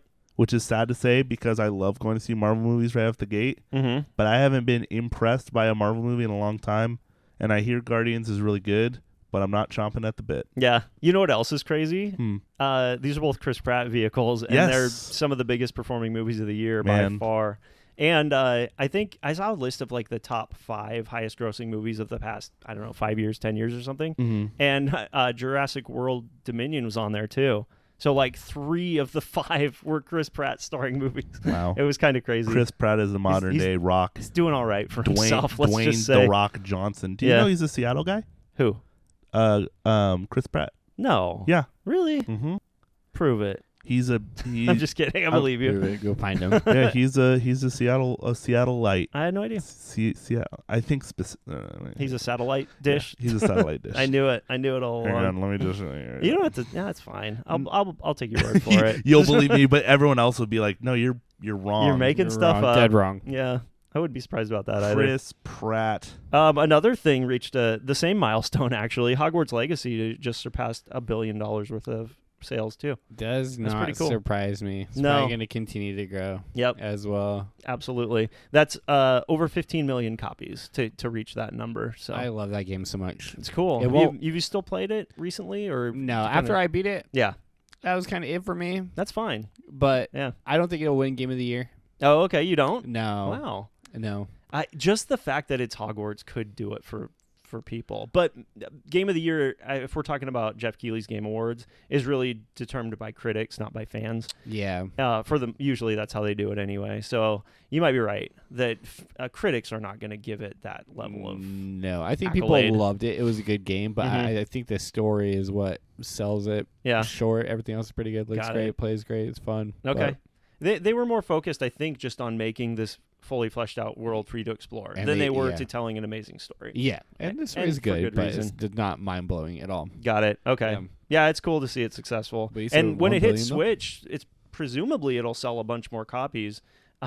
Hopefully it runs all right. Right. Yeah, I mean, Right. I'd like to think Nintendo's like, don't even bother if it's not going to run well. And like WB, obviously they want to get it on the console because that's a huge potential user base, but don't release it if it's not even going to run. But then you have games like Witcher 3 that people said couldn't make the jump to Switch and Hated did. Witcher 3. Did you? I hated it. Okay. Too much. It's going a on. it's Got a it. hard game. Yeah, the Also, Witcher games are very Nobody told convoluted. me it was hard.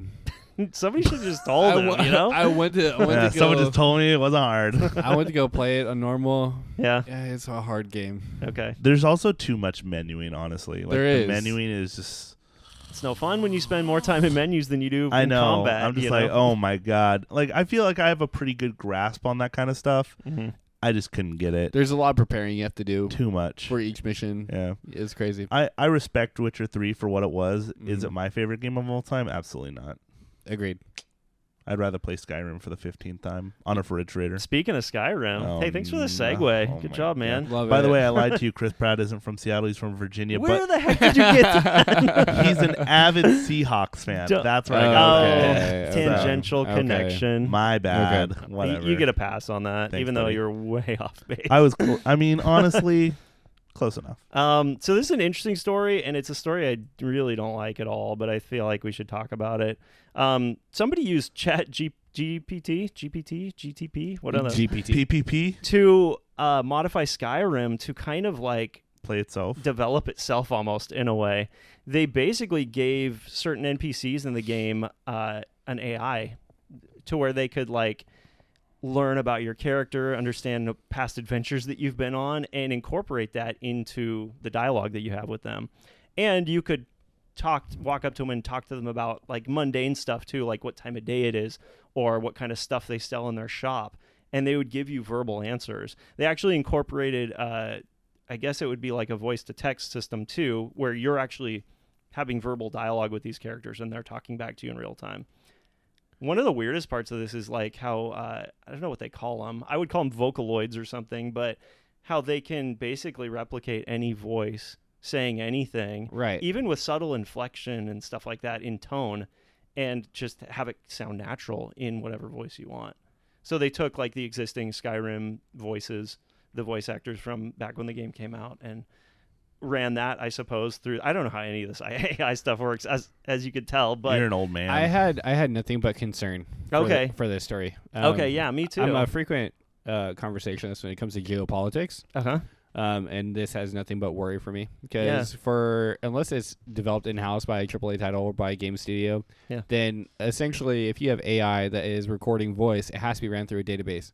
Who owns that information? When is it not recording you? Interesting. How is it used? Interesting. That kind of thing. That's, So that's a different take than I even thought of. Yeah. It brings a lot of concern for me. And also, if you get game devs that are moving into the AI space and doing AI development, well, what does that look for the seen for video game development in general? Is it more software based or is it more video game based? Well, we've seen it recently with art too. It's just Yes. it's absurd what can be randomly AI generated with just some text commands. AI generated in quotes. All right. Because especially with art, like that's the thing is that it takes from the database of the internet of art, which is things that people have made and smushed it all together. Well, but it will create a piece that doesn't exist. You're right. Anywhere it else. does, but it still uses elements from other people who have made as that more art. like inspiration. But that's not that much different than what artists do. I know. Honestly, I'm not which saying, is scary. I'm not saying that it's like music, the music industry, right? Like you can take a 20-year-old song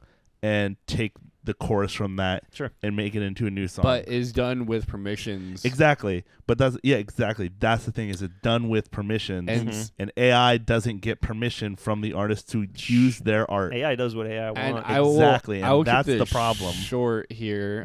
Universal Music, who I believe is one of the labels above Drake, they recently sent a lawsuit down to a user who published an AI song that sounded like it was from Drake. Okay. It was very spot on. It was very accurate. Who do you sue in a case like that? You know, someone has to make the AI. The person who used the AI to create the song. Yep.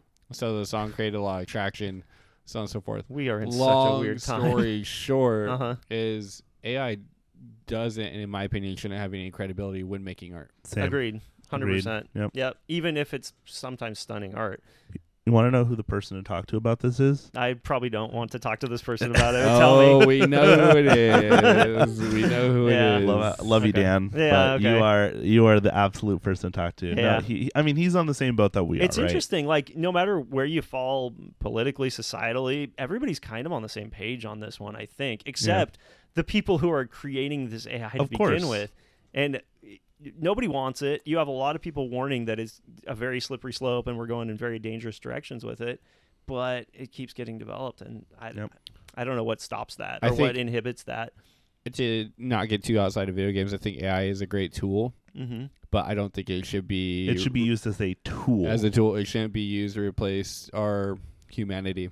Creating art, creation. To make your college essays for you so you don't have to do any work I in mean, college. not even that. Yeah. Because, there's already information or stories about students being called out for having AI generated paperwork. So. That's the other thing about it. There's telltale signs, even in the art, obviously in videos that are AI generated. Yeah. There's always weirdness. There's always inhuman weirdness. Yeah. Perfect example is, we've talked about them before, but Corridor Crew, they made a short film pretty much all generated by AI. So, they acted out scenes and stuff and basically let AI do the not animation, but almost like the editing for it, right? Okay. So it gave it a different, all the CGI and stuff that you would see in it, the animation, things like that. And they showed it to some animators and just this is there's obviously a lot of pieces that you need to go through, the steps you need to go to get there, right? Yep.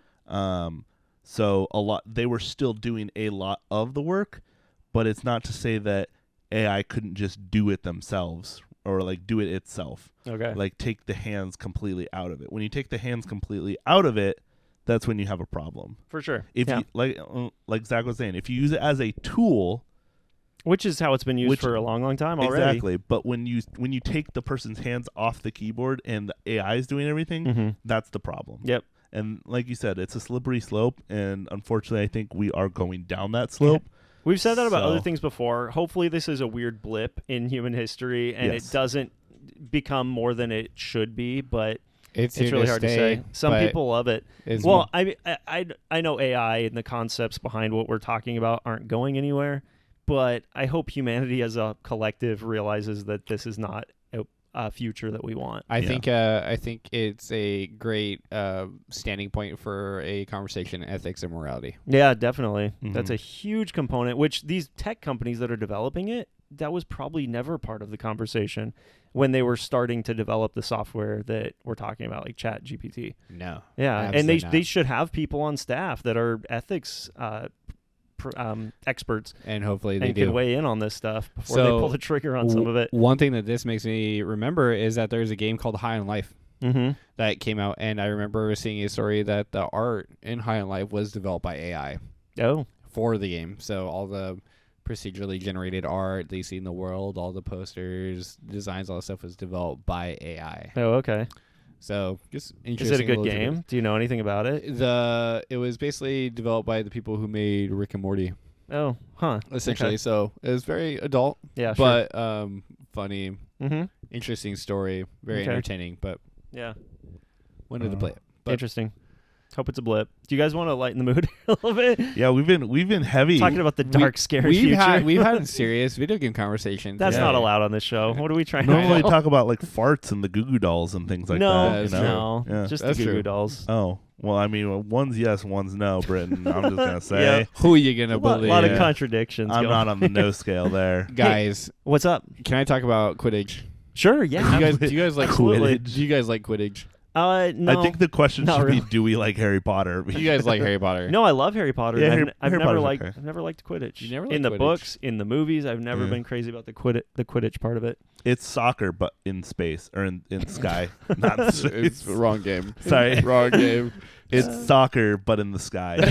Why do you ask? It's essentially they announced there's Harry Potter Quidditch Champions, Mhm. which got announced. I don't know if we talked about it on the last episode. I don't we may think have so. casually mentioned it, but Is no, it- I didn't really talk about it. Is it like DLC for? No, it is a brand. completely separate game. Which is really not cool. Yeah, Like, just I know make that a game is DLC. massive in scope, but Quidditch is a core tenet of Harry Potter, and to just exclude it entirely and then a whole nother game comes out is kind of rude. So essentially, when I was looking into it, it said this game was under development for years Huh. by Unbroken Studios. Okay. So Unbroken Studios has previously made Suicide Squad Kill the Justice League, Okay. which is That game's not out yet. so it's coming out in Yes. 24, Yes. so next year. 'Kay. But super stoked. I Does signed up for the playtest. Haven't got in yet. Oh, okay. unfortunately.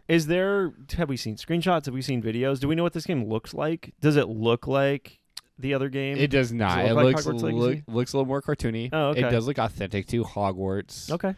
It is officially licensed, so it's not like a third party, knockoff or anything of that sort. But Mhm. it does look a little bit different. Looks more cartoony, but it is a separate game, That's so weird. which is really weird because as you played it, you might have picked up. There's a lot of Quidditch assets Mm-hmm. in A lot of broomstick flying a for lot sure of in the broomstick game. flying. You see all the gear you can put on, Quidditch outfits. Yeah. You can all very detailed stuff. Yeah. Mm-hmm. And then to have this separate game made by a Strange. separate studio. Yeah. It's I'm so glad you're looking odd. forward to it, though. It could be cool if you like Quidditch. How do you feel about Quidditch? I as a mean, I concept. love soccer. Uh-huh. I used to play sports games when I was younger. Yeah. But a combination of this fantasy world that I love and sports and competitive online play, Yeah. I love it. It's a good combination. I've been for wishing some. for this for a long Oh, time. cool. Okay. Yeah. Well, I hope it's good then. The question is, Mm-hmm. what if it's $60? Yeah. That'd be a tough pill to swallow for What sure. If it's But a lot of $60? people are will used be. to paying $60 for sports games year after year. So, True. but that's not the same audience as a No, Quidditch game it's at not. all. It's So definitely not. that's hard to say. So, Yeah, I don't know. We'll see. Much less $70. Am I right? Let's I hope pray not. it's not. Yeah, That that'd might be, break me. that'd be a tough pill to swallow. It does seem like a game that could get marked down real fast too, and end up yes. getting deals a month or two later. No set release date. But or they are anything like doing that. some kind of beta or something. They you are said? doing play tests. Okay, got currently. it. Correct. Got it. Okay, So, cool. we'll see. Well, stay tuned for more on that, I suppose, huh? So excited. Yeah, cool. You're excited for Scott. it? You gonna play it? Yes. We just went over. Absolutely. Absolutely. Scott, did you know I've got that, already. Game Freak announced that they're working on a new game that's not Pokemon? Game Freak? Did you hear that? Who's Game Freak? You're kidding, right? I'm joking. Yeah, I Yes, know. you are. Okay, good. No, I knew about this. Yeah. Did you? I heard of them talking about it. It's very interesting because It's occasionally they'll throw something out that's not Pokemon, but Yeah. they are the Pokemon studio. I mean, they are the Pokemon and company. have been for They're a long not time. actually, but They work closely with the Pokemon yeah. company. I mean, yeah, when you think of Pokemon, you think of Game Freak, right? yeah, for sure. Like they're one and the same. Yep, 100%. I don't know. So it's like a samurai game from the look of it, and it Mhm. sounds like it's a high-end AAA style game with like cutting-edge modern visuals, which is not what we know Game Freak for Yeah. by any stretch of the imagination. They're co-developing, I believe, with a company called Private Division. Oh no, that's the publisher. That's a publisher. Okay, Yep. right. So this is a fully Game Freak developed game. And let's see. The director says they can fans can expect something very different from its usual monster collecting fair. What does that mean? It's not a Pokemon game. Oh, Pokemon. Yeah. Duh. Yeah, isn't that weird? Let's see how many games that since they started releasing Pokemon games. We have a list here of like all the Pokemon games that Game Freak has created. Just count them. Don't name them. No, I'm not going to. Oh, I'm okay, going to count okay. how many since Pokemon Red and Blue came out in '96. They have released through '96 till 2013. 1, 2, 3, 4. This is riveting. 5, Yeah, right. 6, 7, Here's Scott count. Yeah. 8, 9. They've released New 9 segment. games in the span of what? And you're not 20? counting the doubles either. Yes. Right. I'm- So it's really 18 games, right? If you want to get technical. No. I'm counting the games that aren't Pokemon games. Oh, okay, sorry. These are the ones that Got are it. not Pokemon games. Got it. And man, okay, well I couldn't have named many of those Yeah, if exactly. any. So. And I've never heard any of them. I have. Okay, the one I have heard is Little Town Hero. Yeah, I right. did hear about that because I remember Nintendo making a big stink about it. Yep. But I heard it got all right reviews. Yeah. It wasn't Yeah. anything. We're like, not super talking special. about it years later, so obviously it was nothing Exactly. major. But Wasn't a big like hit for I them. haven't heard Giga Wrecker Alt. Have you ever heard of that game? No, sure. Yeah, haven't. I didn't think so. Yeah. So So- it's just kind of nuts to me. Like, so aggressive. I know he It is. so aggressive. I Settle didn't down. think so. That's yeah, right. idiot. I don't want any trouble, man. Yeah, I'll meet you outside in the parking lot. So they're calling this game Project Bloom. I presume that's a temporary name. TBD. That won't be what it's called. Yeah. But Why not? I like the idea of them doing something different. You know what my biggest takeaway from this is, though? What? I would love to see a different studio take on Pokemon. And we've been talking about this for years. Why? Because Game Freak is... They iterate and they recycle and they give us just like the bare minimum to make it new, but Yeah. not like a complete rehash of the previous game. I feel it. Yeah. So I there's don't, a lot of fatigue with the Pokemon mainline franchise. I don't disagree with you. It's funny because I feel like Arceus, right, specifically did better than Scarlet and Violet. Pull up that list again. Did they do Arceus? Yeah. That it is a Game Freak game, huh? Mhm, Okay. Yeah, that I don't game need was to pull up the list because okay. I You know your facts. That game was so inventive and unique and Yep. different from the stuff the mainline franchise was doing, and I loved it. It was the most fun I had with Pokemon in a decade. And Scarlet and Violet was all right, Yeah. but that's all it was. Right. Was all right. So I guess I trust Game Freak to do right by Pokemon, but they just don't. They play it so safe. And then when they do something adventurous, Yeah. it's not a mainline franchise Yeah. game, and we can't call it that because it might be a misstep, and then everybody's mad. As an outsider, typically with most like Nintendo kind of side titles, stuff like the Pokemon, Zelda, Mario, that kind of stuff. Is Zelda?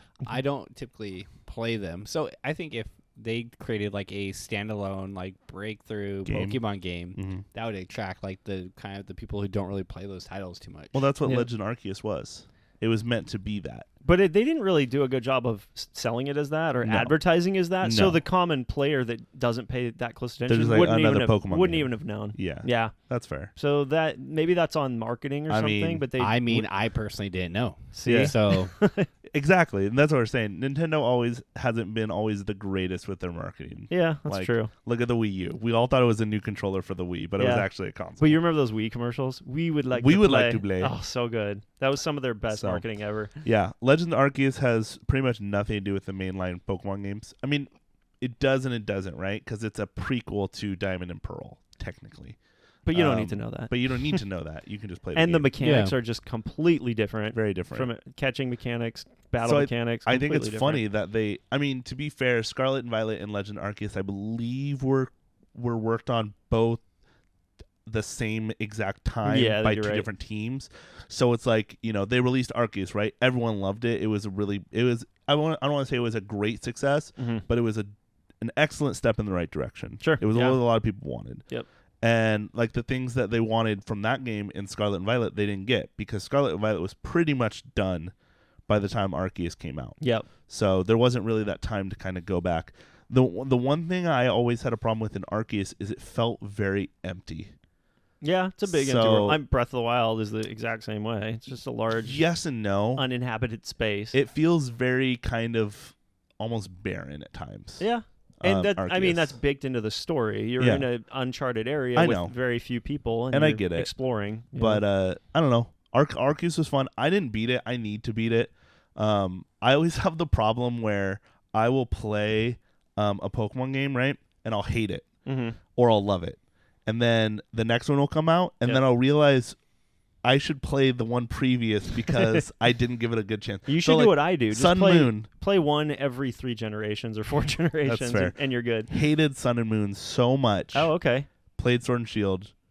I like Sword and Shield, but I was like, I should give Sun and Moon another chance. Scarlet and Violet came out, and I was like, Scarlet and Violet's okay. I should play Sword and Shield again. Listen to you. I know. It's Can't bad. keep up with it. I'm such a Pokemon nerd. I mean, I'm playing Black and White too so right you, now. of all people, should really want something New to happen. No. Okay. I love Pokemon. Yeah. And whether it's good or bad, I will always love Pokemon. All right. Do I think Game Freak should venture out? Sure. Yeah. Do I think that it'll be successful? No. You don't think so, huh? No. Well, I mean, look at the track record. You just said there's 9 games and we can't name any of them. Exactly. So. You don't know any of them. That's true. The only reason I knew of Little Town Hero is because I remember it from a direct one time. Okay. Because they made such a big deal about the company that makes Pokemon is making this game. Yeah. And that's They all did. they'll be is the company that makes Pokemon. This not Game also Freak. sounds like it will not be a Switch game. What? Based on the Project Bloom, it sounds like a high-budget AAA visual spectacle. Project Dolphin was the GameCube. Not because of the name, but because of how they describe it. Eh. It sounds like a visual Nah, showpiece. So I think it'll be a Switch game. they have had some games that were not on not on Nintendo platforms before. Is all I'm saying. I mean, So- that's going to be their main avenue, right? And everything else is going to be a side road. Yeah. So as a business, why wouldn't you take the main avenue? Yeah. It doesn't make us happy to hear that. Mm-hmm. We would want to see it coming out on a AAA title or on PC first. Yeah.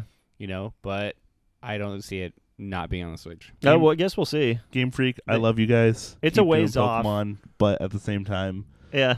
don't make random games. This game's not coming out till Forever. April 2025 at the earliest. Oh, wow. So it's barely worth mentioning, but you got to have in the back of your mind as we move forward Mhm. and expect to hear about Pokemon games. Game Freak also has this this iron in the fire, Yeah, for sure. Scott, what if? So say one day Pokemon was like, "Hey Bethesda, make us a Pokemon game." They made like They did. open It world was- RPG. It was a Skyrim mod. I used No, to be no. a trainer like you. Yeah, and it was absolutely like completely different from any Pokemon game. Do you think it would be received well or not? no. It wouldn't. No. If like there's a certain style about Pokemon, right? The colors, the feel of adventuring off, like things like that. It feels like specifically we'll use your example as Bethesda. Yeah. Bethesda's not a bright, colorful gaming company. I mean, Starfield, right? Yeah.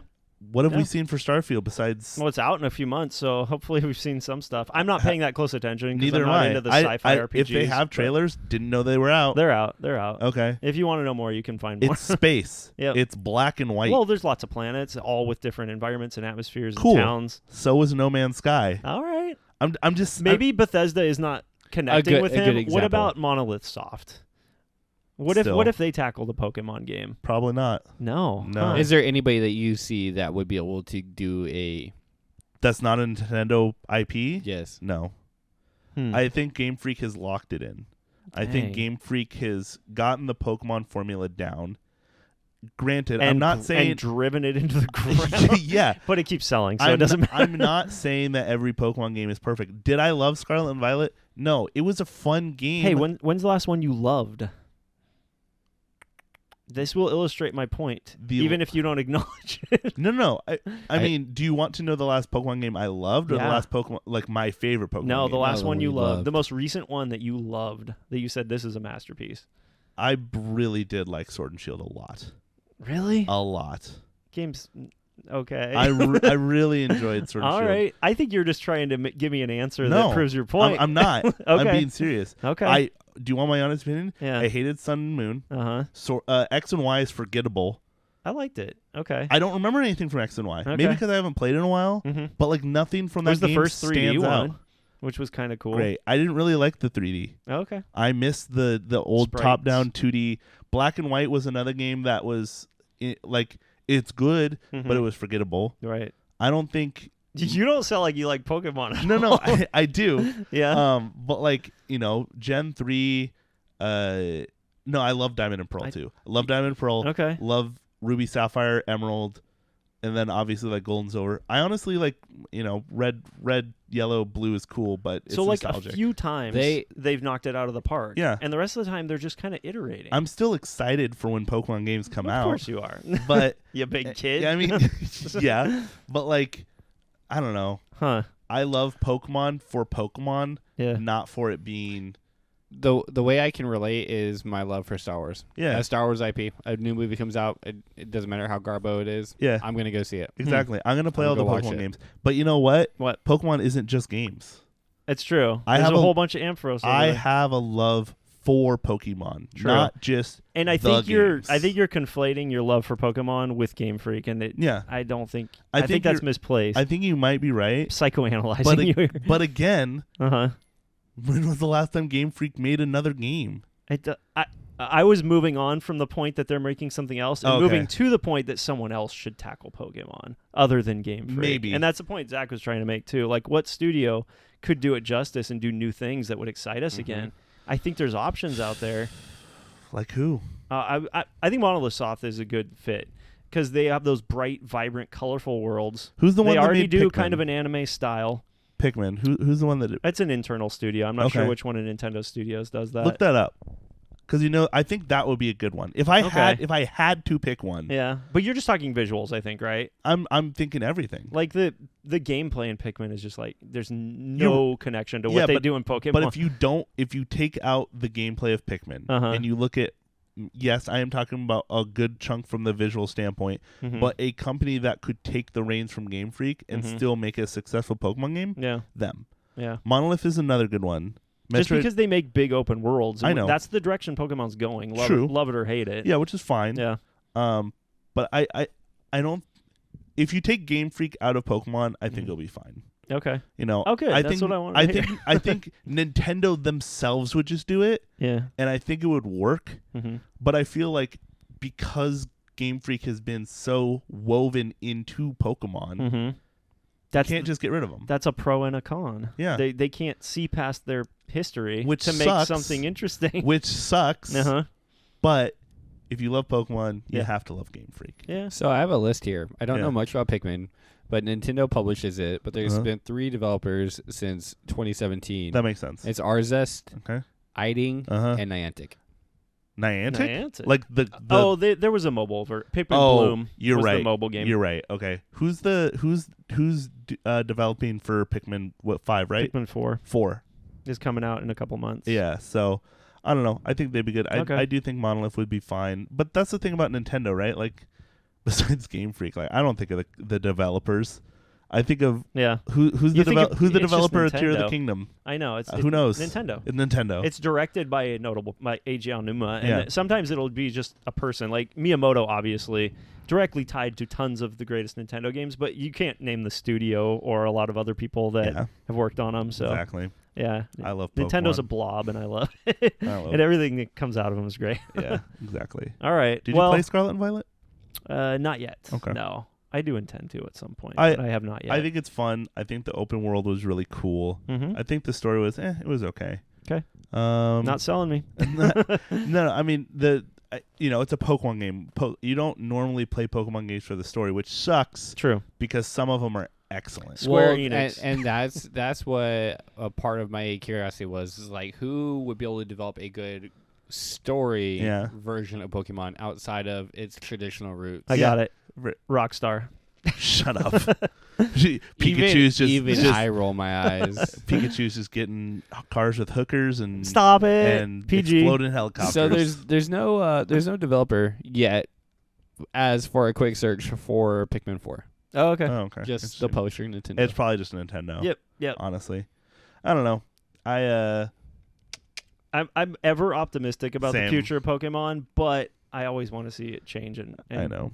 I want to see something new and different. I do. Obviously. I want to see like the Breath of the Wild treatment where they gave Mhm. it a good story. They Mhm. had a great game, and Pokemon has never been about the story. They've really tried, Mm-hmm. and they made some good attempts. Yeah. But like, I can. How about Atlas? You know what? Atlas kind of Actually, already actually, yes. they already kind of do it with the Shin Megami Tensei series. Yeah. There's all these monsters you collect and you train them and I mean, same in Persona. almost breed them. It's yeah. the same in Persona. Yeah. You know what? That could be a good fit. Atlas Games. And you like the style. It's already anime style. Love for the most love the part. style, love the studio. Uh-huh. You'll have to buy at least 3 copies of the game because it's going to be worth $1 bajillion Sure. after everything's said and done. Darn But limited releases. I would absolutely be fine if Atlas Okay. picked up Pokemon. Cool. It'll never happen. Yeah, I know. But Wishful thinking. if it did, Uh-huh. that would be awesome. Okay, cool. Because if you don't know, Atlas is one of the weirdest game developers of all time. They make the stupidest stuff, and it works. And everybody loves it. Everyone loves it. Yeah. Everyone loves it. There's literally a GameCube game behind you called Cubivore. Have you ever heard of it? Maybe. Okay. Probably no one else has. Mhm. That's the thing about their games is that they That's make, Atlas? Yeah, yes. I didn't realize. Okay. Exactly. Yeah. It's Who bizarre. would? They make the stupidest games, and they sell great that even though no one's ever heard of them, and they're the most expensive things out in the market. It's nuts. Yeah. Cubivore is $500. Okay. $500. That game right over there? Yeah. If it's not there later today, don't look at me. I mean, you will know what happened. I know 2 of you guys. You know who's been in here. Hey, What's up? um, Hey, how long have we been going? we have been. How Man, long we have are we at been one. rapping? We are at 1:45. No, boys. we're not. So we are. I think You're kidding I was me. just thinking about our Gmails. It's been a while. Wrap it up with our Gmails. Okay, Okay. that's and fun. Then, a I like question of the podcast. Yeah, let's do it. QOTP. Let's do it. Okay, cool. Hey, Brittin, Yeah. what have you been playing? You want my Gmail? Yeah. My Gmail is the Opera House. What? Anybody have any idea what I'm talking Are you about? talking about the actual opera house? No, Oh, no. Well, I'm talking about an actual opera house. okay. Have you ever played Final Fantasy VI? Or if you were playing video games in the 90s in the United States, Final Fantasy III? I have played them before. It's many people's favorite game in the series, Final Fantasy VI. It is an absolute masterpiece. And they just released the pixel remasters of the Final Fantasy games 1 through 6, the Yeah. first few in the series. Oh, I know about it. So I've been playing 6, Okay. and it's the only one I really wanted to rush out and buy right away because it's the one I remember most fondly. It's my favorite Final Hey, Fantasy did you game. get a physical copy of that? I didn't. You should have. I didn't. They're expensive. I know. That was very limited release. You could only buy it through Square Enix store, so I highly doubt got you would it. have gone out of your way. Well, to you could buy also it. import the Japanese version from Yeah, Play- but that's not the PlayAsia. expensive version. Okay, got it. The got U.S. release is the expensive version. Yeah. Is that your Gmail? Yeah, it's so much fun. I love it. Mm. And there's this scene in that game that just feels so out of place. It's nothing like the rest of the game, Mhm. where your party ends up in an opera house, and one of your characters has to disguise themselves as the lead opera singer Mhm. to attract this crazy airship flying gambler who roams around the world and abducts people to live on his airship with him.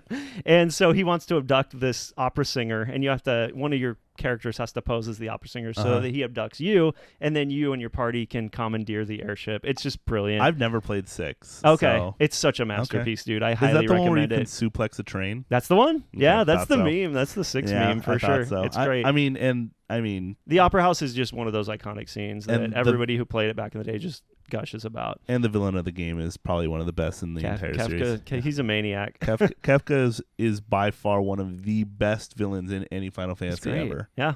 Better Yeah. than Sephiroth. They're neck and neck. They're Mm. both really good. Sephiroth's One-winged okay. angel, man. He's a little softy. Oh wow. Okay. Yeah, what Hot can I take. say? What Hot can I take. say? So it's fun reliving those memories all over again. It takes you Cool. right back to the 90s. Cool. I love it. Hey, Zach, Yeah. what have you been doing? So I was watching a documentary recently. That's not a video game. He's getting there. It's- Is it the Tetris one? No, it's not. Oh, okay. So it Great was, movie, by the way. It was about Okay. chimpanzees in Africa. not a video game. Wrong show, Zach. What do you But do? I'm excited. You've talked about books, and now you're talking about Right. movies. I'm going somewhere with it. Okay. And they got me. I was like, oh, I wonder if I could find a video game where I could play as an animal. Whatever, it doesn't matter. Just Called say a Zoo quick search. Tycoon. I found one called Animalia Survival, and you basically play Okay. as an animal in Uh-huh. Africa. You play as a lion, carnivore, omnivore, herbivore. Mhm. And I was like, all right, let me jump in, play as a lion. Don't know what the game is about. Don't know what the community is about. Jumped in, and somebody's like, hey, we're looking for a cub to be part of our group. I'm like, all right, how do I do it? Message these people. They add me to their group. Uh-huh. I start off as a baby lion, and I try running off. And basically, I'm playing with these group of people, and we're hunting, and then I try to run off. They're like, "Nope, come back here, baby cub. Gotta Don't train go you nowhere." right. Literally watching over me. okay. Literally watching over me as if I'm a baby. That's adorable. I ended up growing up and becoming like this young adult lion. We get into the fight with hyenas. Some people die. Super sad. I Yeah. become this full-grown adult lion. Yeah. And unfortunately, just like in real life, the males have to venture off alone by themselves, so they kick me out. I end up getting attacked by dogs and die. So that sounded like an epic saga. How long did all that take? Probably about 8 hours. Oh dang. Okay, that's Yeah. not that's Just dies. nothing to sneeze at. 8 hours. This is a really tough game, but it's Oh really my fun. God. It was a sense of community, and it was really cool playing with like this little like random group pack of people who have who typically raise you, Yeah. and then send you off. I love that you just find the most random things to decide. I adore it. It's so great. Yeah, it's super fun. It's Uh-huh. like really cheap. It's like $20. That sounds neat. That's my Gmail. Cool, Nice. man. Playing as a lion and dying. Nice. Man, I wish I had anything that fun and exciting. You got nothing for us? Scott, what's your Gmail? I mean, Hanging out with us, obviously. hanging out with you guys. I don't know. I honestly haven't really had a ton of time to play video games. I have a Gmail for you. Oh, okay. Could it be You- Tears of the Kingdom? You went to the midnight launch last night. I did go to the midnight at a launch. GameStop, right? You're right. There it I is. did do what that. are you doing, man? I don't even know. I did go to the midnight launch last night. Well, the 9 p.m. launch for us here in Right. Washington. I went and it felt like an old time GameStop midnight release. I miss those. Love it. It felt Love it. like a genuine long line, like reaching to the end of the mall. Passing out tickets For in you, advance. for Yep. you kiddos that don't know, that only buy their games online or play on a PC, we used Yeah, to line Brittin. up outside of game me. stores, Walmarts, Yep. Targets, whatever we get our hands on, Yep. and wait for a game to be released. Yep. And you didn't have to worry about getting shot. So And there was also never a guarantee that you're actually going to get the game. Yeah. You had to get there early enough Oh, yeah. to make sure there's And enough sometimes, copies. if the store was mean, they wouldn't even come out and tell people how many Yep. of whatever they had. So Oh, yeah. people would wait for hours and then get turned away. that was like the Amiibro days. oh yeah, I remember that. Wild West. Woo. That took it Harsh. out of So, Scott, how was it? It was fun. I honestly wasn't there for a super long time. I was working late and I had a haircut after work, and so I sent my sister out to go and go to GameStop because they opened it at like 3 to pay for your final receipt. And basically what they would do is you would pay for the rest of the game. They would put a group number on top of your sticker and send you on your way, so you didn't have to stay there the whole time. So she went and did that. She was actually able to upgrade my pre-order from the regular version to the collector's edition. And then, so I went around probably around 8:15, 8:20ish, and I got there, and the line there was probably about 100 people there at the mall. I haven't seen a line like that in a long time. And it was just fun, just hanging out with everyone. Like, the GameStop employees were super cool, and they were having fun. Everyone else was having fun. Even though the line was stupid long, I was able to cut more than half of it and pretty much be the second group going into GameStop. You because- monster. I mean, what can I say? Work that charm. But yeah, it was just great. I got to upgrade my game to the Master Collection. And you brought me something too. I got you the Pro Love it. controller, which I was really tempted to keep. It's a good looking controller, but I'm not going to do it You're the best. because boy howdy are those Pro controllers expensive. Oh, no joke. And yeah. I mean, I paid for custom Joy-Con. So I have Okay. behind you, I don't remember the brand. I think it's like NEX or something like that. They made Joy-Cons that look like GameCube controllers. Oh yeah, you've shown me those. Those are cool. And for I sure. absolutely love it. They feel good. They play good. And that's what I want to use to play on my Switch. Mhm. So that's what I'm going to do. Yeah. But That's yeah. awesome, man. Yep, it was fun. So I'm going to play a lot of Tears of the Kingdom when you guys leave. Me too. So I'm going to need you to get the heck out of my house. Yeah. Why are we still recording? No. I don't know. We have one more thing. Okay. Oh, yeah. Question of the podcast. Yes. The QW, So, I think. are you guys ready for it? Hit us with it. Yeah. All right. So, be ready. Brace yourselves. Oh, no. In the video game Space Harrier 3D, what? I told you. Let him get I put through it. effort. Uh-huh. into this, Yeah. all right? You put effort. Uh-huh. What color are the guy's pants? Is that it? Because I could answer that. If he's wearing underwear, what color are they? What brand are his underwear? This is gonna be good. They're Heinz. They're Heinz. That's a ketchup brand. Heinz? They are all, aren't they? Wait, which one am I thinking? Is the What are we apple doing? the apple guy? Just let him finish. What is the like bowl of fruit that's the underwear brand? It's Heinz. Go on. I I don't was know. trying to cut you off, but now I just want to hear. What Okay, you have to Space say. Invader 3 and Space the Third. The dudes. What about their pants? Was it about their pants? Is it Okay. who created them, or who the mother of the creator was? I hope so. I'm really excited. He's never gonna stop laughing. We're never gonna get. It's okay. all We have your to. fault, We have to Scott. fill You 6 more minutes anyway. Oh, so it's perfect. Whatever. Okay. No, we don't. I'm dying. My stomach hurts. That was pretty good. I got a quarter of a sentence in. Yep. We In- know. In the video game Space Harrier 3D, what item is required to experience the game's 3-dimensional effects? Who knows, Zach? I don't even think God knows. Oh man. Oh my God. I mean, I would guess 3D glasses, but that seems too obvious. Is it a VR headset? How old is this game? This game would have been like Probably NES. I bet you. 90s? 88. Oh, geez. 88. I wasn't even born then. Well, Even Brittin doesn't know, and he was like 40 in 88. Yeah, here I am, 70-year-old podcaster Yeah. talking about video games. Yeah, Scott, what's your bro. If I could curse right now, I'd be furious. I just want to drop an F-bomb so bad. You're the Think worst. about a 3D part in of 1988. a part of these are to learn about video game history and culture and all kinds of random stuff. But I want to be right about a question. Nope. You won't. I guess Hey, not. we'll do a trivia day again here. One of Oh these. my Those God. are fun. Let's do it. Those are fun. Those are a lot of fun. This is a learning I experience. know. Okay, I wish I could listen to episode 100. workshop it with me. What was going on with 3D in the late 80s? You could go Virtual to Boy? movies and put on red and blue glasses. how about Virtual this? Boy? Space No. Harrier 3D is a video game developed by Sega in 1988 for the Master System. Mhm. It's a sequel to the original Space Harrier. The game's plot revolves around Space Harrier's mission to save the land of the dragons from an evil tyrant by finding the missing heir to the throne named Uria. Oh, Wow, man. that didn't help in the slightest. I'm gonna guess there's a giant piece of cardboard Mm-hmm. that you put between your two eyes, and it goes to the middle of the screen, Uh-huh. and then each eye is seeing a different half of the screen. Is it 3D glasses? And somehow your brain. The gameplay Makes is it look fast-paced 3D. and three-dimensional. The character continuously moves forward on a checkboard-style ground while the enemies approach from behind and the distance to attack. The player must dodge enemies' attacks and large objects in the path. Getting hit by an enemy or crashing into objects results in losing a life. And what's the question again? I forgot already. How do you see it in 3D? How do In you the video game Space Harrier 3D, what item is required to experience the game's 3-dimensional?